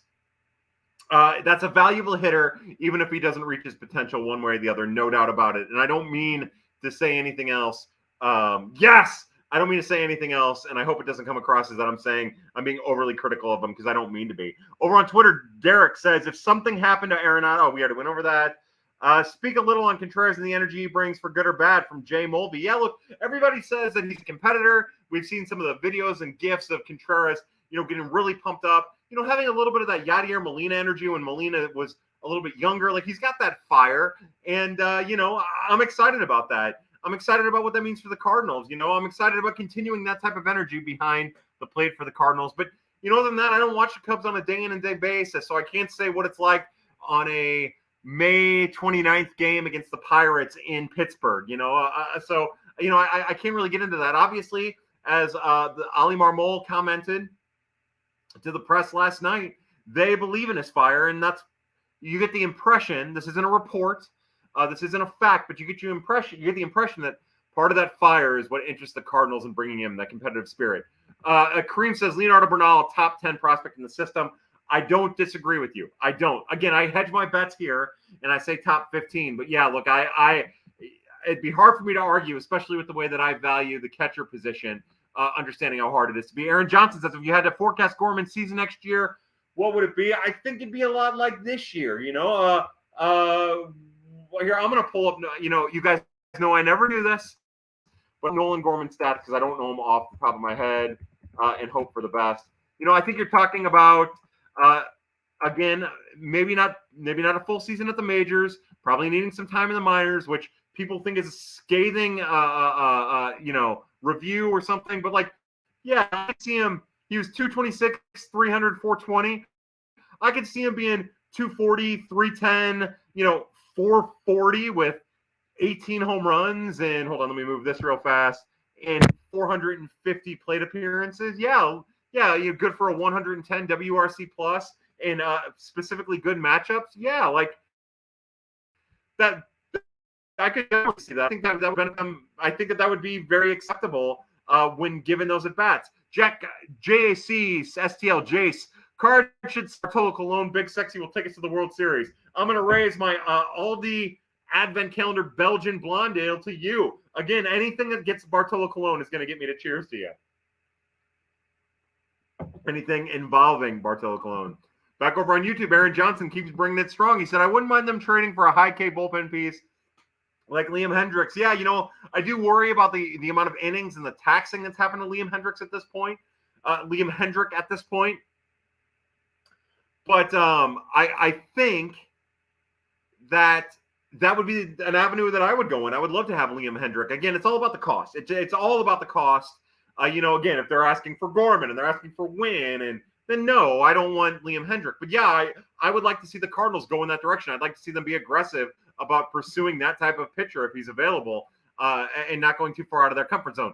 Waiterate says, what level do you think Victor Scott II starts at in 2023? Now, a little background for those of you who don't know, Victor Scott II is a ballsy, exciting, athletic center fielder that the Cardinals drafted in the 5th round out of West Virginia. Big speed, quick bat with more power potential. If you're looking for a guy who's going to benefit from having Russ Steinhorn, working with Russ Steinhorn and in the organization, I think Victor Scott is that guy. I think Victor Scott could be in the same position that Mike Antico's in this year, entering next year. That's where I think. Where's he going to start? I think it's safe to say that he'll probably start at Peoria, high A, with a chance to be at Springfield by the end of the year with good results. Mike Antico got off to a really terrible start for Springfield last year. I could see that happening with Victor Scott as he works out some of the kinks, the actual in-game usage of a retooled swing. But yeah, I think Peoria, and then I think he finds his way to Springfield because I think he's that talented by the end of the year. Snoop Dogg says, there can only be one Big Sexy, and that's the org, and it's Kyle. Yeah, I wish I was part of the org. Actually, I don't, because Jesus Christ, what a disaster that would be for the poor St. Louis Cardinals. Dan Goki over on YouTube says, if we get another starter for a long deal, thoughts on trying to get Luis Reyes from the Twins? I hear he's available for pitching. Could be impressive DH. Yeah, again, I'm butchering his name because I'm a fucking dickhead. But Luis, oh my God, Zach Gifford. Luis Reyes is a really talented hitter. I'd love that. Yeah. Imagine if you could get Dakota Hudson for that. That would be amazing. But yeah, that's definitely a direction I would look in. That's a bat that really impresses me. He's probably one of the more underrated players for the Twins. I do wonder, though, with the Twins supposedly aggressive in the free agent market, specifically with Carlos Correa, bringing Correa back, I do wonder if that would be a smart move for them to make. Doesn't mean they won't. Zach Gifford says, happy Wilson Contreras Day. Zach, I love you. I miss you. Twitter misses you. Cardinals Twitter misses you. Birds on the Black misses you. So Zach Gifford, you are the best, my friend. I love you. Thank you for being in here. Sorry that we're getting to your comment like 40 minutes later. God, I'm the worst. Let's see. Aaron Johnson says, the point that you keep making about San Diego possibly getting bullpen into the Cardinals kept him is really smart. That's kind of what happened with Jordan Hicks and also Junior Fernandez. Don't forget about that. I do wish I would have given him another chance. Yeah, me too. Seth Conrad, do we know yet if Contreras' contract has any opt-outs? It does not have any opt-outs. Aaron Johnson says, would Pad Birds on the Black consider starting a Discord server? I'd love it if there was a place for the Pad community to chat week to week. I don't know what any of that is. If somebody wants to do it, I'll be a part of it. But look, I don't understand Discord or anything. Snoop Dogg says, LOL, stop. I can't imagine what that's to. My de facto cousin-in-law, Nick Danaberger, says, just turn this thing on, and the first words I hear is pork sword. Yeah. Look, you came in at any point. By the way, that puts it in context how far behind I am. Jesus. Any shot we see Pacheco in the majors. Look, the Cardinals absolutely should put Freddie Pacheco in a position to be at the major league level in 2023. We talked about it a little last year, but the big righty with the slider fastball combo that tunnels well off of each other deserves a real shot to be at the major league level coming out of spring in 2023, but definitely at some point during the 2023 season. Yeah, look, we're big Freddie Pacheco fans here at Prospects After Dark. On YouTube, Sarah R. Cardinals Cookie. Hey, I'm late, but I am finally catching Pad Live. Hello, Sarah R. Cardinals Cookie. Again, we're about 40 minutes behind. 24. We are 40 minutes behind. I'm sorry that I'm just getting to your thingy, to your comment. But to you, I'm going to raise my cold snack. Welcome to Prospects After Dark. Way to catch it live. Over on YouTube, Stephen Verlot says, who we going to see first as starter injury happen? So what he's asking is, if one of the starting five get hurt, who are we going to see first? Is it going to be Libby, Connor Thomas, or Jake Woodford? My guess is it's Dakota Hudson. If you want to get on you, even though I don't agree with it, my guess is after that it'd be Matthew Liberatore. My guess is after that it would probably be Connor Thomas. It still feels like Jake Woodford's going to be in that swing role. Again, that's not the order that I would do it. That's me guessing what the Cardinals would do. Taking a little break from YouTube, and this is stupid because I'm 40 minutes behind over there. Let's see. Over on Twitter, we have, is Newbar just a guy or is he a dude? I think he's somewhere in between. Remember, his predictive stats tell us he's probably more of a dude than just a guy. We'll see how the league adjusts to him. He had kind of a rough September, relatively speaking, and I think that was a league adjusting to him. But I'm also the kind of person who realizes just how rare a league average hitter is, and he's going to be at least league average. So I would say that he's a little bit more than a guy. Maybe not certainly a quote-unquote dude, but he has the potential to be a dude consistently, more so than he has to just be a guy. Clayton over on Twitter says, please emphasize again how shitty the Central will be and any weight to decisions now made by that. I do think that if they don't, I think not addressing maybe the starting staff or not getting more aggressive with maybe some of the outfield, I think that tells you that the Cardinals know that they have a little bit of leeway because of the Central. But look, the Cardinals operate how the Cardinals operate, and it doesn't seem like it matters if players want something or if the other teams are going after anything. Look, the Cardinals follow the model and they stick with it, and there really isn't a whole lot of sway one way or the other. Let's see. Okay, so back over. Sorry, I saw Stu's comment earlier. I'm just going to get to that first. Stu says, Moose Bets. I like that. I'm sure I fucked up saying something. Aaron Johnson says, could you do post-Cardinals prospect comps for Graceffo, Hentz, and Jerpy? No, I can't. I fucking hate comping. Let me tell you, the only person that Hentz really reminds me of, and it's actually probably veiled racism and also projecting based on body type, is Tristan McKenzie. I think if you want to be lazy, you can go Tristan McKenzie. I don't think Cooper Jerpy is anybody. I think he's a unicorn. I think comparing him to anybody is stupid and foolhardy. I think you'll hear people compare him to Chris Sale because of arm action. Look, he's his own unique beast, and so is Gordon Graceffo. Again, I think if you want to keep Graceffo in the Cardinals line of sight, I think there's Ryan Helsley there because I always viewed Helsley as a starter, as having starter stuff, and the Cardinals didn't. They viewed him as a bullpen piece because of the velocity that he had, and I think that there's some correlation there. So that's really all that I have on that. I don't really have comps for them. I don't necessarily know if there's like a 1-for-1. I think that they're kind of their own thing, with various levels of outcome. Nick O says, wait, so Arson Judge isn't a real person? No, actually, I think he is. I could be wrong about that. Just not the right person. Zach says, FMK, fuck, marry, kill, Contreras, Kisner, and Herrera. Look, I think Kisner is probably the most marriage, other than Waino and Goldie. He's marriage material. He's marriage material. So then the question becomes, who are you going to fuck between Contreras and Herrera?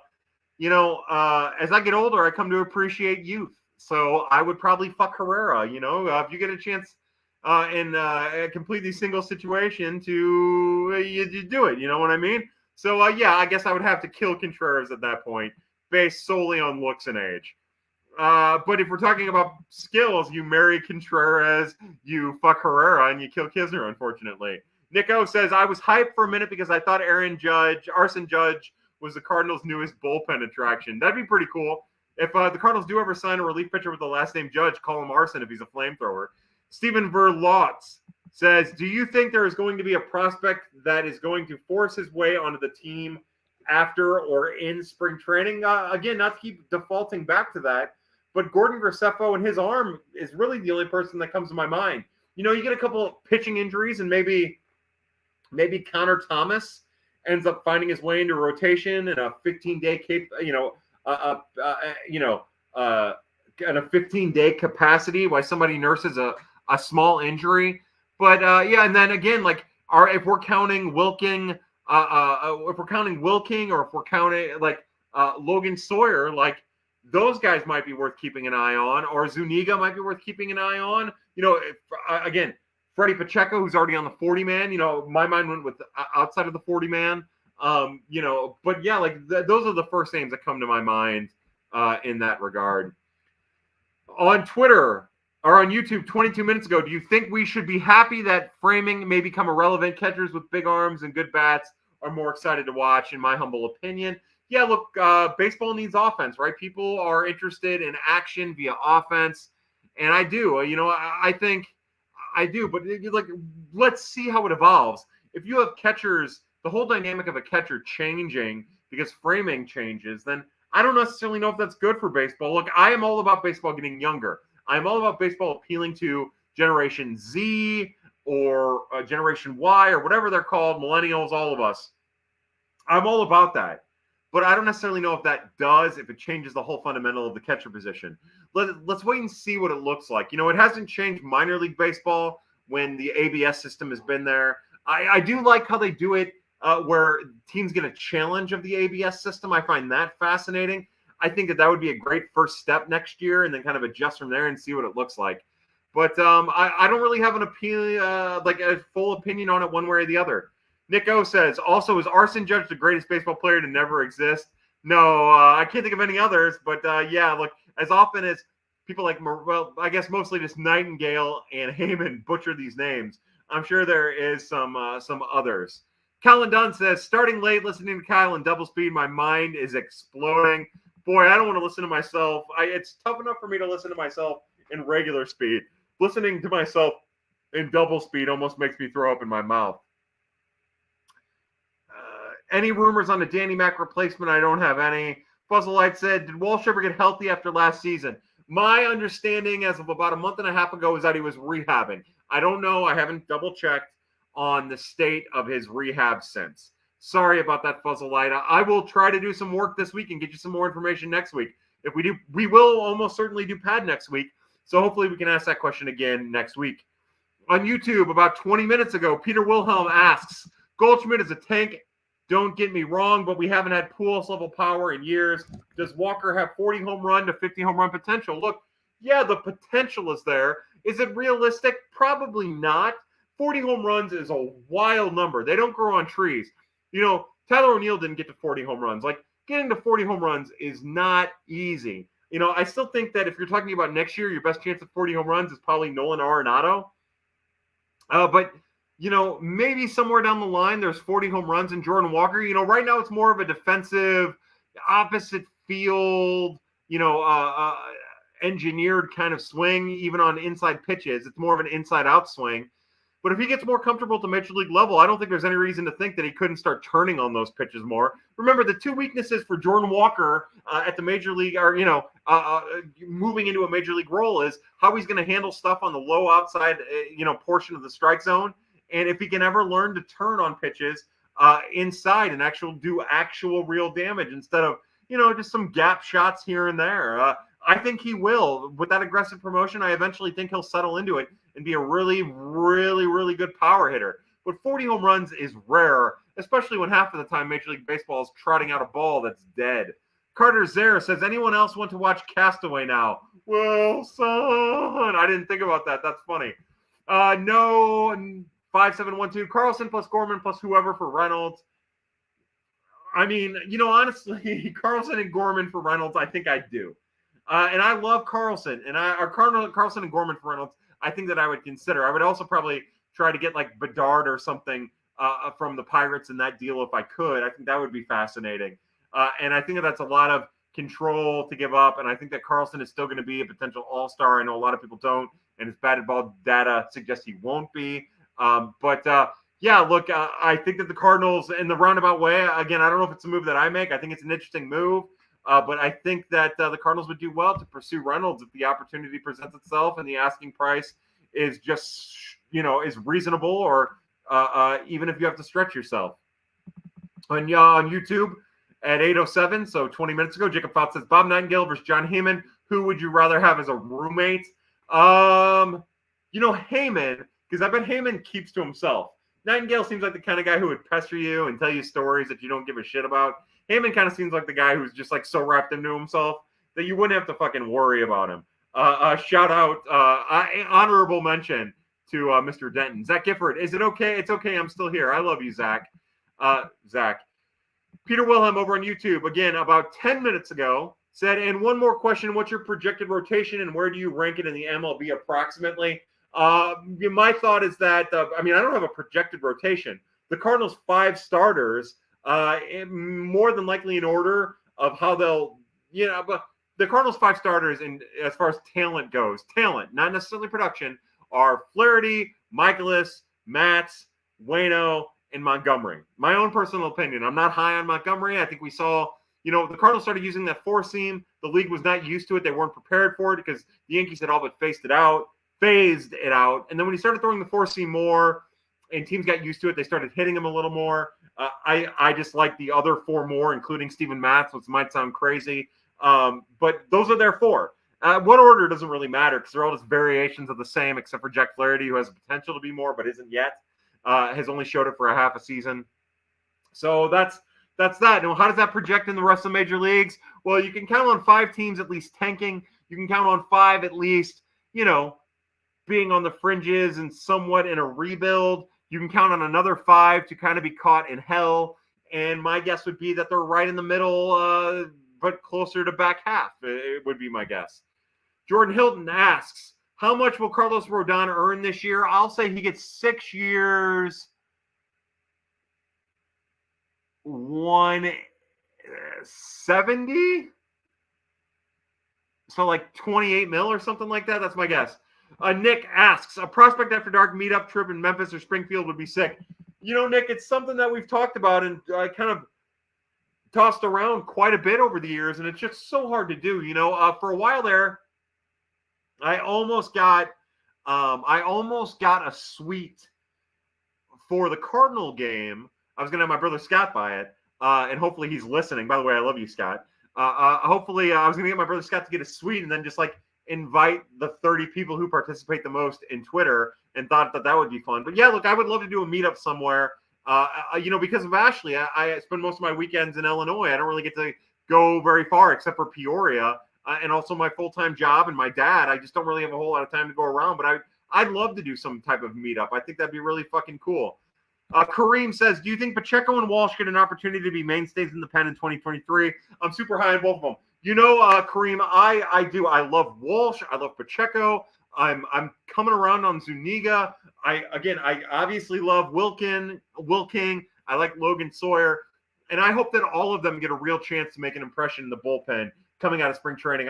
I think the Cardinals are in kind of a weird spot where, a couple of weeks ago, I was like, man, I'm worried about their depth from the right-handed side. I'm worried about Giovanni Gallegos' ability to adapt to a pitching clock, and now I'm kind of like, they've got the arms. If Walsh is healthy, you get Pacheco and Zuniga and Sawyer and Wilking Rodriguez, and you've got some really interesting options. So, yeah, Pacheco in particular, I'm going to wait on Walsh because of his checkered injury history. But I do think and I do hope that they get a real chance. Jordan Hilton says, Judge wants more Goldilocks balls.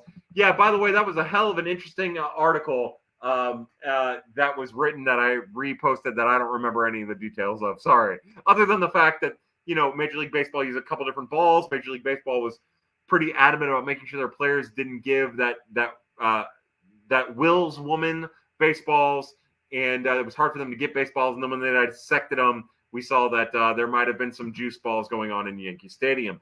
Sorry, I know you don't like comps. Was trying to make it better by asking you to comp to pass cards prospects. Yeah, again, I think that's kind of what makes guys like Tink Hence and Gordon Graceffo and Cooper Jerpy, who I keep wanting to call Connor like a fucking asshole, and Cooper Jerpy kind of interesting, is that they're kind of kind of different, right? Sure, they have repertoires that might mimic people, but they have kind of their own special quality about them. I don't know. Birds on the Black Discord could be fun. No, yeah, maybe. I don't know. I saw you ask Gifts about it. Maybe you and Gifts could work something out. Again, it's not for me. Maybe it is for me. I don't know. I say it's not for me, but I don't know for sure. Jack Callahan, about 10 minutes ago, says, do you think the Cardinals are intentionally keeping their players with low velo as starters and high velo in the pen? I feel like there's an element of strategy, but also could just be coincidence. Yeah, I think there's part of that. But, the thing about guys with high velo is I think that the opportunities become more there's more opportunities for those guys, right? Like usually those guys come through a system a little bit quicker and put themselves in a position to contribute at the major league level a little bit faster. And I think that's why a lot of times they get shoved into a bullpen role, is because they're there ready to be used. And a lot of times it's a little coincidence. A lot of times it's about strategic planning. And a lot of times it's just about opportunity. So the answer to your question is yes and no all at once, and then also the middle ground between yes and no. And that's the beautiful thing about baseball, is all the nuance built into it. How the answer to a question can be both yes and no and everything in between. And I think that's the case with the Cardinals and how they end up finding people into the bullpen. I do think that velocity and maybe validity of command of secondary offerings will keep a high velocity pitcher in the bullpen. Maybe more so than other organizations. Josh Hopkins says, could Ryan Loudis end up being more than just organizational depth? Yeah, to me, Ryan Loudis is kind of Mitch Harris. Like, I've been thinking about it more and more, right? Because he has velocity, but maybe not a fastball that's going to get enough swing and miss to matter. And he's got an interesting secondary pitch that he probably doesn't throw enough. Probably be a major leaguer in and out. I think he's more than organizational depth, because usually organizational depth doesn't make much of a major league debut or anything more than a major league debut. Like when I think of organizational depth that makes major league debut, I think of Scott Hurst. I think of Kramer Robertson. I think he's a little bit more than that. From a pitching perspective, Roel Ramirez, Juan Cruz, those are the type of guys. And I think he's a little bit more than that. And I think with a retooled fastball, I think he can be way more than that. Remember, the off seasons are different now. Like, guys aren't working to refine or clean things up in the off season. Guys go to labs to get better. And Loudis is one of those guys who went to a lab to get better. So I don't think there's any reason to think that he won't use a lab to continue to get better. As he stands right now, I think he's just slightly above organizational depth with the potential to be more. Kareem, about 10 minutes ago over on YouTube, says Julio E. Rodriguez should have been added to the 40-man. You know where I stand on that. I almost think, we've talked about it before, I think they did him and them a disservice by not getting into AAA. Granted, he dealt with some injuries that kind of stopped him from going to AAA. So that's, again, a coincidence and timing kind of thing. But, yeah, look, I think they would have done well to hold on to him. I hope that they're willing to outbid any team that would sign him to a minor league deal, because I think it would do them well, especially with Austin Allen no longer in the organization. And I don't remember about Clint Coulter, but he's more of a DH than a catcher now at this point.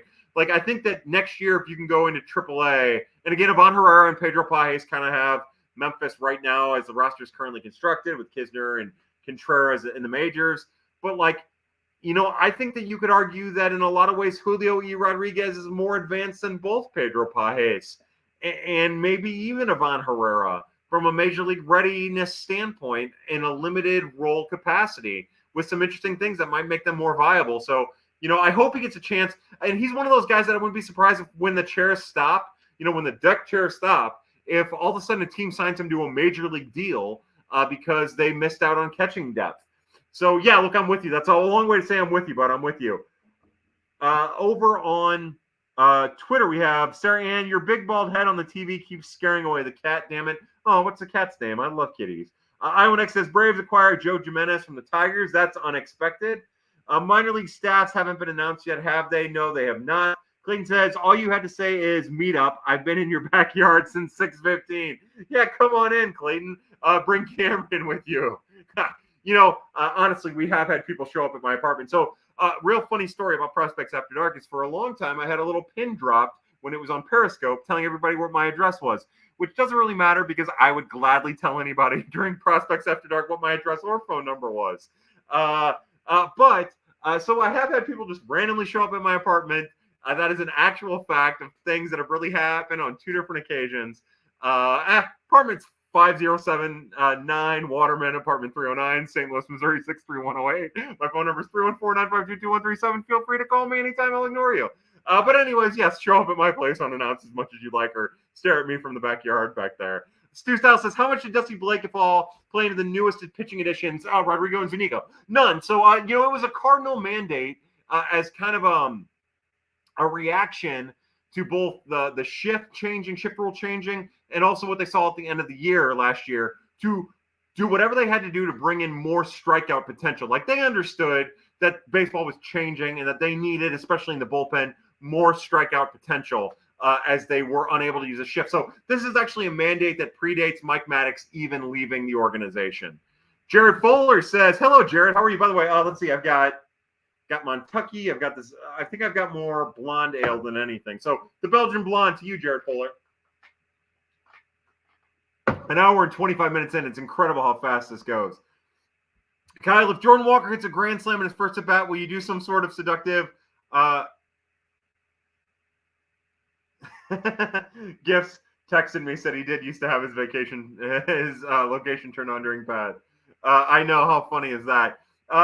So will you do some type of TikTok dance? I don't know how to TikTok. I don't TikTok. But look, if you want me to do a seductive dance, if Jordan Walker hits a granny in his first at bat, I'll gladly do it. I'm willing to do anything for the people. Best to never exist was Ricky Coinside or whatever that guy wasn't. Forgot it was you or Sorority or something else. So for a while there, Alex Crisafulli had an ongoing joke in our Birds on the Black DM about a player named Ricky Coinside. And I think it was like Rickey Coinside. And in a couple of different write-ups, I wrote Ricky Coinside in there. It's kind of an ode to him and an inside joke for Birds on the Black and about his being a relief pitcher. And I used to have people in my DMs and every imaginable way were like, who the fuck is Ricky Coinside? Is this somebody that they signed? And I just would never answer and just let them try to figure it out. But yeah, that's a great point, Zach. That the greatest player to never exist is Ricky Coinside is brought to you by Alex Crisafulli. Oh, that's so funny. Yeah, Stu Stout says Crisafulli, LOL. Matthew Stromer says, what's your opinion of Juan Bin Cho after year one? So I think it's Win, even though it looks like Juan. I think it's Win Bin Cho. I love Win Bin. Like, I'm a big fan of Mr. Cho. I think that all the athleticism is there. I think that he has a potential to be a plus bat with above average power and also above average fielding abilities built on speed and arm strength out in center field. He has a long way to go to get there. Longer than Baez, longer than Bernal, longer than Mejia to get there. He's just not there yet. But he's getting there. And again, like, nothing's wrong with being a little bit more patient with this type of prospect, but nothing but, the stat line in a very, very limited sample is not exactly impressive. But everything I heard from people within the Cardinals organization, as well as people on the national side that I talked to, spoke nothing but highly of Mr. Cho. So again, positive, another one of those high caliber, high talent, high potential bats that the Cardinals have in their organization that should get Cardinal fans excited. Jay Davis said, sorry if I missed it. Hoping to hear about the Latin signing guy they call Super Mario. That's Luis Patino. Luis Patino. Jesus. Luis Pino. God, I don't know why the fuck I'm having so much trouble with names. It's like my fucking mind is Luis Pino. They signed him last year. He's an outfielder. Again, maybe a little bit more advanced. Got off to a really hot start this year before struggling a little bit down the stretch. I think that you're going to hear a little bit about Luis Pino. But look, he's kind of a Malcolm Nunez type prospect with a little bit more raw power, kind of choppy, weird little steps, athletic. Think about him kind of along those lines as like a ceiling potential. He's a really good player.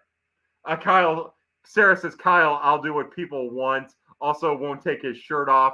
Hey, sorry, we gotta earn it. We gotta earn it. We got to earn the shirt coming off. Sorry, Twitter people. Now, signing Wilson Contreras was close, but it wasn't there.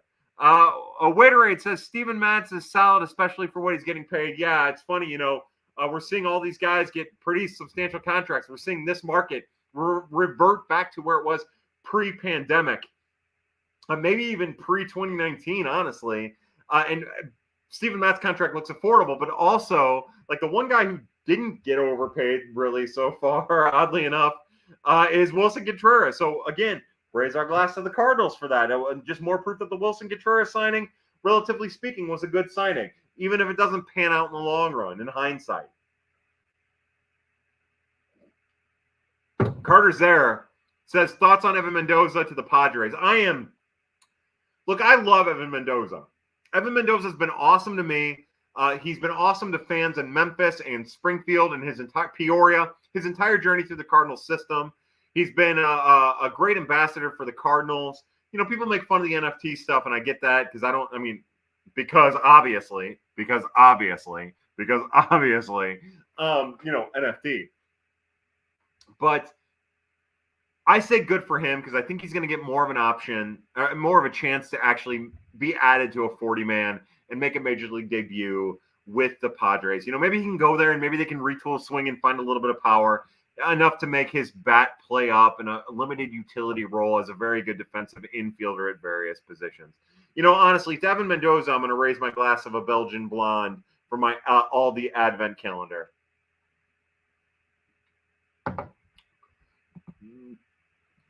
Aaron Johnson says, what am I hoping to see in Hence's development next year? Well, we want to see Markevian go a little deeper into starts. We want to see if he can get a little bit more swing and miss with his changeup. We want to see how he adjusts to left-handed hitters. I think his repertoire specifically is going to be really good, devastating against lefties. But I think that there's some concern there. Is my understanding. We just want to see him take incremental steps. We wanted to see him maintain the success he's had, but deeper into starts than 3 or 4 innings, and also not wear down with 100+ innings worth of work. That's what I want to see. I also don't want to see the Cardinals rush him. If he's good all year at Peoria, good. You don't need to push him to Springfield in fucking June in July. Just because he's dominating Peoria, high A, between April and June. Like, give him some time. Don't push him. Wait till 2024 to push him. Start him in 2024 at Springfield and push him if he's ready. But I have no problem with the Cardinals taking it slow with some of these prospects, and I would love for them to do that with Hence. Develop your Sandy Alcantara. Don't push him. Let him become something special because he is something special. Bo Barton says, love the stream, Kyle. Listen, I had a semester and a half of college, so I understand the sink cost fallacy as a concept. That being said, make the Cardinals moving on from Alex Reyes now makes sense. Well, technically they haven't moved on from Alex Reyes. We'll see what happens, right? Now, more than likely they've moved on from Alex Reyes, but it's not in the past yet. There's still a chance it could happen. The Cardinals organization thinks incredibly highly of Alex Reyes. And if he gets and I'm sure they've kept in touch with him. I don't know for sure, but I'm sure they've kept in touch with him. And I'm sure if his rehab gets into a position, they'll start talking about maybe a minor league deal to bring him back. So they haven't turned it, but to make sense of it, it's really simple. It's not about cost at all. Like, the Cardinals know that they could eat 2.8 of Alex Reyes if he was healthy. The issue is health. And because he has so many health issues over the years, it plays more into that than the actual cost of it. The 2.8 that he probably would have got from an arbitrator or whatever it was. Like, it's just about the roster spot plus the cash when compared to current health state. So that's the sense to make out of it. Sarah says, have you considered taking ginkgo biloba for memory loss? Maybe not drinking 3 beers at a time would be a good idea for memory loss. No, look, honestly, I just have so much shit on my mind between work and family and holidays, as everyone does. Car stuff. I had to pump a couple $100 into my car today, and luckily the mechanics at work helped me fix it. Otherwise, it would have been a couple $1,000s worth of work. This happens every 3 months now. I keep thinking about my car. I keep thinking about some of the families I've been in touch with via DM that were worried they were going to get selected in the Rule 5, players and families. Some of the guys I've been talking to about in the industry about Wilking Rodriguez, thinking about not making an ass up front of myself. Like I got caught up in everything, and not wanting to disappoint, honestly. And that's where my mind was. And then I started putting pressure on myself. And just like everybody else who has performance anxiety and comes quick, you get caught up in your own head, and then all of a sudden there's semen everywhere. Josh Hopkins says, I've never wanted someone to succeed as bad as I want Juan Yepes. Yeah, look, we are pro Juan Yepes. To the Yepes family, to the Carlson family. Look, I think that's what the really interesting thing with the Cardinals is they're currently construction. An hour and 35 minutes of this nonsense. Why are we still going? I think that's the interesting thing about the Cardinals, right? Like, I don't give a shit about Dakota Hudson, of course, and Steven Matz and maybe some other people, but like, by and large, you root for Alec Burleson. That's a kid worth rooting for. Same with Dylan Carlson. Same with Tyler O'Neill. Same with Lars Nootbaar. Edmund, Donovan. The bullpen options. Hicks, Gallegos, Helsley. Like, it's a team full of players that Juan Yepes, a team full of players that you really want to root for as people. The Cardinals cultivate that, and then we talk about the Cardinal way and all that shit. But like, yeah, look, all of these guys I want to root for and I want to see succeed, and they deserve that success and that opportunity. And that's why, in a lot of ways, I'm fine with the Cardinals sticking with their 3 prominent outfielders and the backup options of Gomez and Yepes and Burleson instead of upgrading those positions, because I still think there's more there. And also, I want to see him succeed. And also, I want to see him have a chance to succeed. And also, I want to see him have a chance to succeed with the Cardinals. And I think it'd be really cool to see it. Now, again, the problem is any right-handed hitter hitting at Bush gets fucked because Bush sucks, except for someone like Moises Gomez, who's just going to punish the fucking ball regardless of where they're at. Aaron Johnson says, what's the most interesting insight you've learned from talking to the Cardinals minor leaguers, scouts, or front office people? Yeah, it just depends on who you talk to. Like, you talk to certain players, and you would think that they're being held back by coaches of the organization. You talk to, not scout-related in the Cardinals organization, but you talk to scouts from a couple organizations who like reach out to you and are like, hey, we really like what you do. That's really awesome. I have had one organization ask me if I'd ever be interested in a job that isn't the Cardinals, and which are politely declined any interest. First off, I'm not good enough for that. I just make an ass out of myself. I would think about it with the Cardinals, but anyways, everybody else, I would gladly turn it down, and I would not be good at it. And it seemed more like musing than anything else. What you learn from them is that everybody's cagey with the fucking data, which drives me crazy. But that there is a process, and depending on which organization it is, the process is either really tight or really loose. And I'm sure that you can put it together like a team like the Cardinals. My guess is they have a really tight scouting organization because they do it really fucking well. Now, the person that I've talked to is for a team that might be perceived as having not as successful of an organization or a well-run organization, and they seem to have a little bit more loosey-goosey. Talking to minor leaguers, again, like, and I'm not going to get into the front office of it all. That is not something I'm going to talk about. But like with minor leaguers, like you really sympathize for the grind that they go through. Like we talk about it as people on the outside, but the grind of minor league baseball is tough. They've done some stuff like the weekly stands, playing Tuesday through Sunday in one place. That's been big. The housing is huge. The food still needs to get better. We'll see how, the minor league players union collectively bargains an agreement. Like, that's one of the things that's been lost in the offseason. I hope that real journalists get a chance to pick up after the winter meetings. You just learn how tough it is. You learn how tough baseball is. You learn talking to a guy hitting 312 and using the entire field that, how much he feels like he's struggling, how much data he's getting. There really is just so much, there's just so much. You start getting inside stories about people that honestly someone like me doesn't want. I don't want that information. Like, I want to try to stay as unbiased as possible, so I don't want that information. But you listen to it because honestly, people need to talk about that shit. You just want to be there for them. But yeah, like you learn a lot, and a lot of stuff that I'm doing a poor job of accentuating right now. Aaron Johnson says, I wish the Cardinals were bigger, more aggressive players in the Asian player market. Yeah, I agree with you, but I'm also glad at the same time that they're not. Again, we started talking about Kodai Senga earlier, and that is a player that I would definitely, a pitcher that I've been talking about since 2017, that I would definitely like to see the Cardinals be more involved in the pursuit of. We'll see.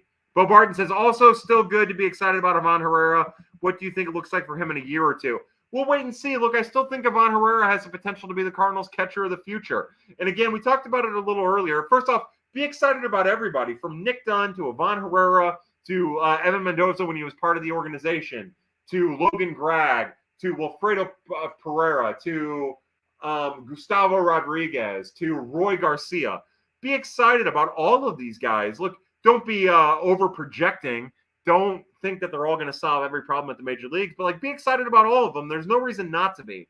As far as what does it look like for Herrera, look, I still think there's a chance he's a catcher of the future. I still think that the Cardinals will be smart about Wilson Contreras' workload. I think that right now in the immediate future, that's Kiz and Contreras, but I could see a situation where in a year it's Herrera and Contreras. I hope it's not. I hope Kiz continues to grow and get better, and I think he has that in him as a guy who watched him in the minors, especially at the plate. I think he can continue to be that guy.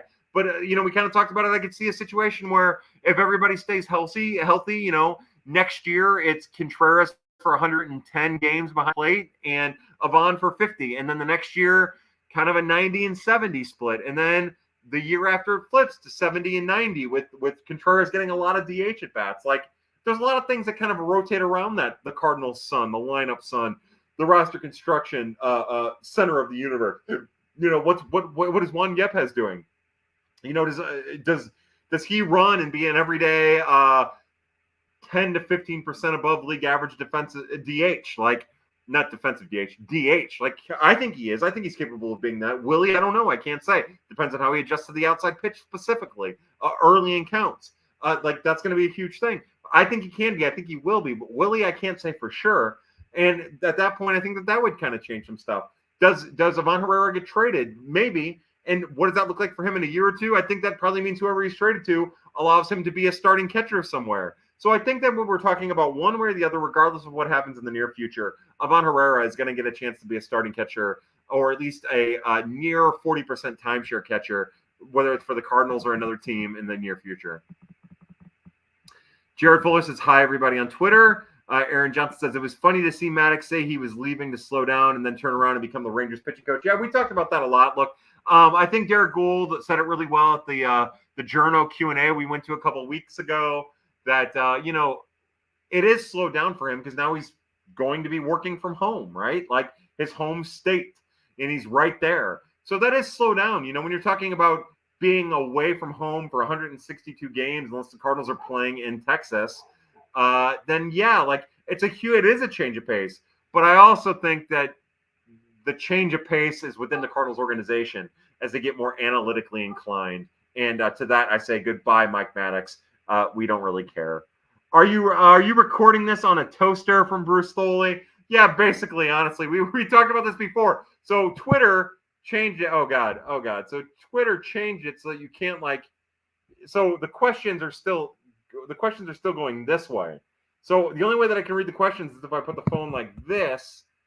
So that makes the fucking thing look like shit, honestly.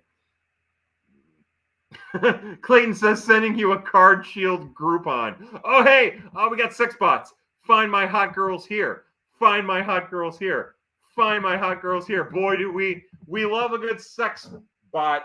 Basically, the first sponsor of Prospects After Dark, the sex bots. Aaron Johnson says, I'm really excited about Mason Wynn. No question, just saying. I'm excited about Mason Wynn, too. I don't want fans to have unreal expectations about Mason Wynn. I've heard people compare him to Trey Turner. He's not Trey Turner. He's not going to be Trey Turner. Trey Turner is a unique, once-in-a-lifetime type player with, he's going to be maybe Turner light if you want to play that, but even that's not fair.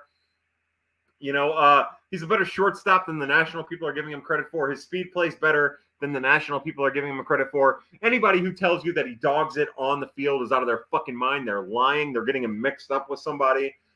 He's a full throttle fucking nonstop fucking prospect, man. And he loves the game. Now, he might have tired out in the Arizona Fall League a little bit, but that's to be expected. So did Jordan Walker. All of these guys did. So like, I don't know, maybe there was some fatigue, but anybody who thinks that fucking Mason Wynn takes plays off is out of their fucking mind. And if they're telling you that, they're wrong, and you shouldn't trust them. It's just that simple. I hate to be that way, but it's just that simple. That's a kid who tags from fucking second on a deep fly ball to center. Sorry, I'm sorry to keep dropping the F bomb, but it really pisses me off when people do shit like that because it's inaccurate. But look, yeah, he's worth getting excited about. I don't know if he's like that all-star type. I think he might be. He has all-star potential. I don't think he's there. I don't know if that's necessarily in his future, but he does have long-term sustainability as a major league contributor in the infield for years. And, as we real fast, before we get to that, Aaron Johnson also says, we can pay whatever we're paying DeYoung to be a backup shortstop. We can pay Wilson 17.5 to be a backup half of a catching tandem for 4 or 5 years. That's a really good point. Real fast, the other thing I want to say about Herrera is people who say that he could move to second and be an elite second baseman. No, fuck off with that. No, the one thing about being a second baseman and being elite is that it would allow him to be a cutoff man, which is where part of his arm plays off really well. But like moving him to second, like, why? This isn't late stage Rafael Furcal where he's best off at second. Like, what the fuck are we talking about? If you're going to move him off a shortstop, which you shouldn't, and by the way, a 21-year-old, you would never move off a shortstop years ago, even if they were in Double-A, and you would never move this guy off a fucking shortstop. You move him to center field. That's where you move him to. What a stupid, stupid commentary. Or you move him to third base. Sure, he doesn't have the power for third base, but neither did Matt Carpenter. And sure, Matt Carpenter developed power, but if you can use all fields, then you can be a viable third baseman for quite some time. Derek says, any chance Wynn gets some run at second base in the minors? Yeah, look, the Cardinals have now a track record of guys getting play at other positions. The Cardinals understand that it does them well to have as many utility options as possible. And I think that will go with Wynn. I think you'll see him get some run at second. I think you'll see him get some run at third. I think you'll see him get some run out in the outfield. And I think that'll probably tip off exactly how close to the majors he is, because it'll be about getting his bat into the lineup as soon as possible and giving him as many opportunities to get at bats as possible. Cardinal fan 0213 says, Mo is the king of highway robbery. Signing Contreras for less than $20 million a year is a bargain. I agree with you. The 5th year is a little dicey, but you know what? With the DH and Contreras' track record, it's fine. It's totally fine. Jordan Joe says, Moises Gomez season hopefully earned him at least some spot starts on the big league club next year. With his power, I would love to see more than 20 at-bats like they did with Randy and Adolis. I agree, Jordan Jost, and I think he'll get that chance. Like, I think we'll start hearing as we get closer to spring training that he'll get a chance. I'm going to pour this Montucky into the glass to compete for at-bats in the DH spot, depending on what type of additions they make between now and then in the DH capacity. And caught back up to live time. Now Kyle sounds mega drunk and slurry. Now, to be fair, I'm not mega drunk and I'm not really slurry. I have half of a Montucky left. I've only gone through the albino white stout from Horny Goat, but the problem is I'm trying really hard to get through a lot as quickly as possible, and because of that, I'm definitely all over the fucking place. We also have like a half of a Belgian blonde ale, so really I've only drank 2 beers so far. We're at an hour and 47 minutes. This is nuts. Yeah. So, anyways, getting back to Moises Gomez, look, I think he's going to get a real chance to make a major league impression at spring training. And from there, anything could happen. Look, that power is amazing. His ability to drive the ball is amazing. And I hope that he gets a chance to show that off at the major leagues. And I hope if he gets a chance to show that off at the major leagues, he actually shows it off. To Moises Gomez, to Colin Dunn, to Jordan Jost, to everybody here at Prospects After, for being in Prospects After Dark, we raise our glass. God, I still have so much to drink. Victoria says, my favorite part of the Contreras signing is the reaction of Cub fans. Yeah, I love it.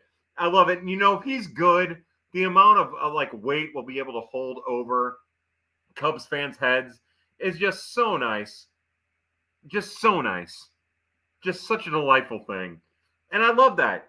So, again, to Wilson Contreras, we raise our glass. All you have to do is be good. You don't have to be great. You just have to be good. And Cardinal fans are going to love you. All you have to do is be like the Justin Falk of the Cardinals, and we'll love you.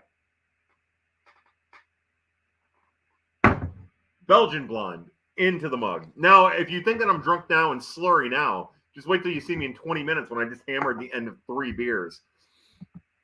Colin says, even the most sober among us would sound slurry going from 2 times to 1 time. Your endurance is admirable. Wink. Yeah, that would be an amazing thing if my endurance was admirable. Bo Barton says, how long until the Cardinals bring in Carp on a 1-year deal?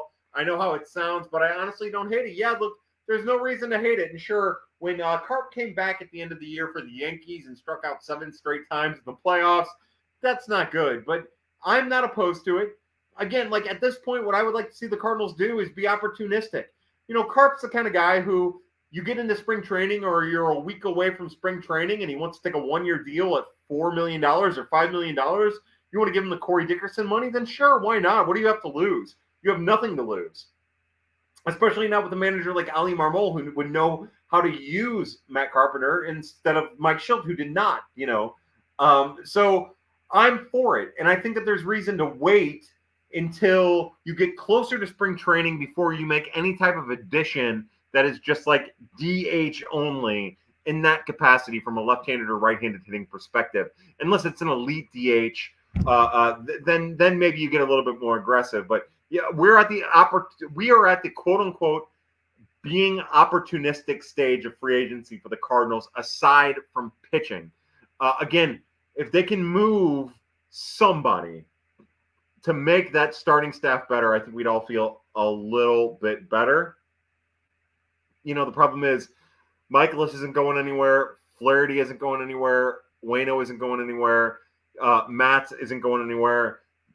Montgomery might be the only one, and that's something that I would like to see happen, but I don't think the Cardinals are going to do it. You know, in my mind, you could probably move Montgomery and Hudson, and then maybe, you know, I wouldn't want it. Maybe somebody like Pacheco and get a real starter in there and make your starting staff better. And also, like, I'm also pro, and this is something I want to go on the record.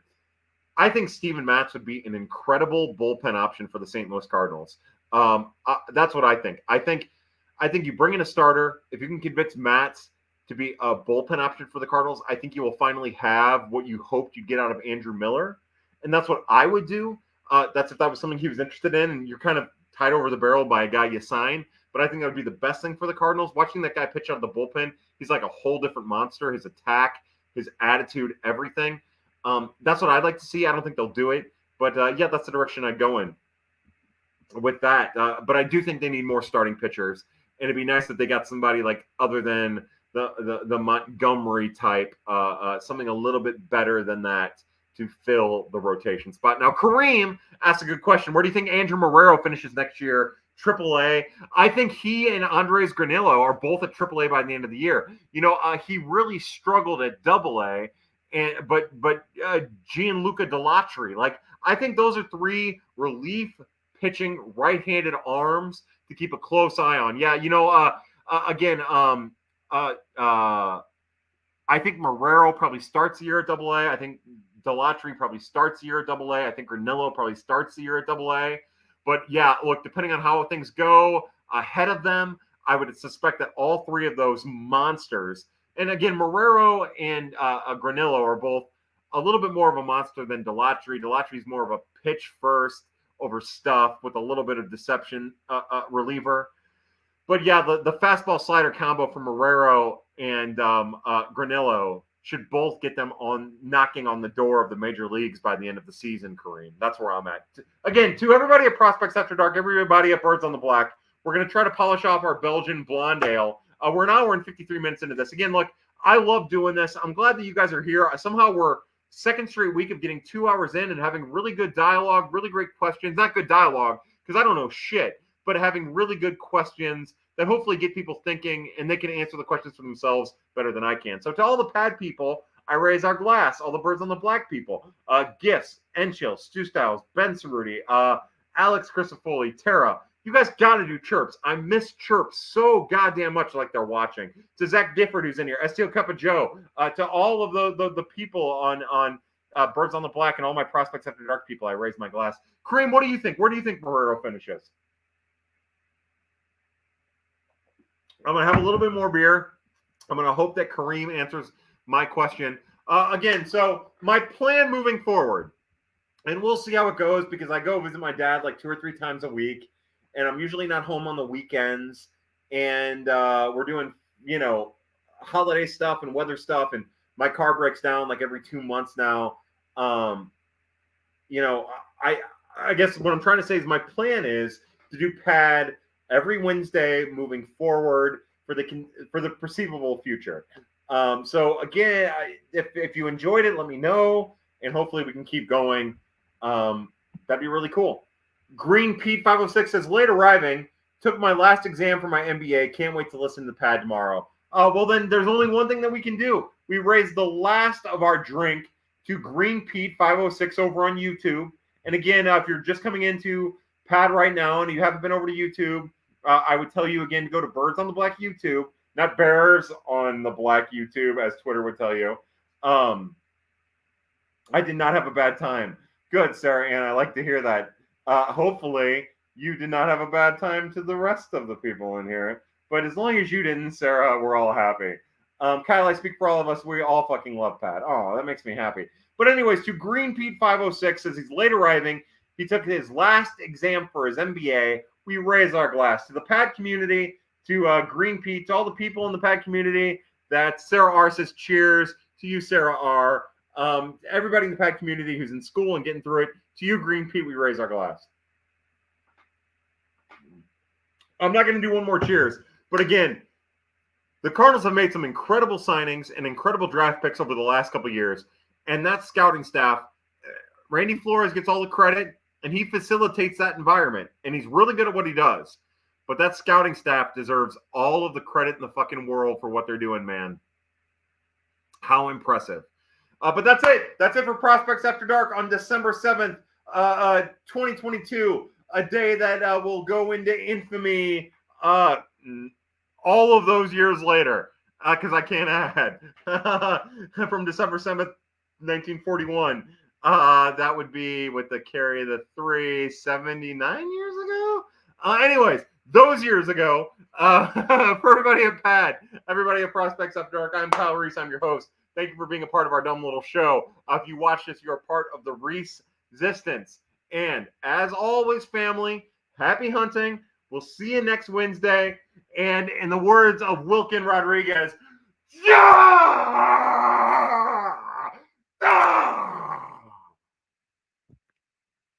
Oh, no, I can't X out of it. Oh, boy. Boy, I ruined that. This is the end of the YouTube stream. Apparently now I sing at the end of the YouTube stream. Kareem says, thanks for doing this again. Cheers to you all. No cheers to you, Kareem. Thank you for being in the YouTube stream. I'm going to press the end of the broadcast. It's going to ask me again about ending the broadcast. Do I press not yet? Do I press end the broadcast? I don't know what to do. I'm singing a song for you.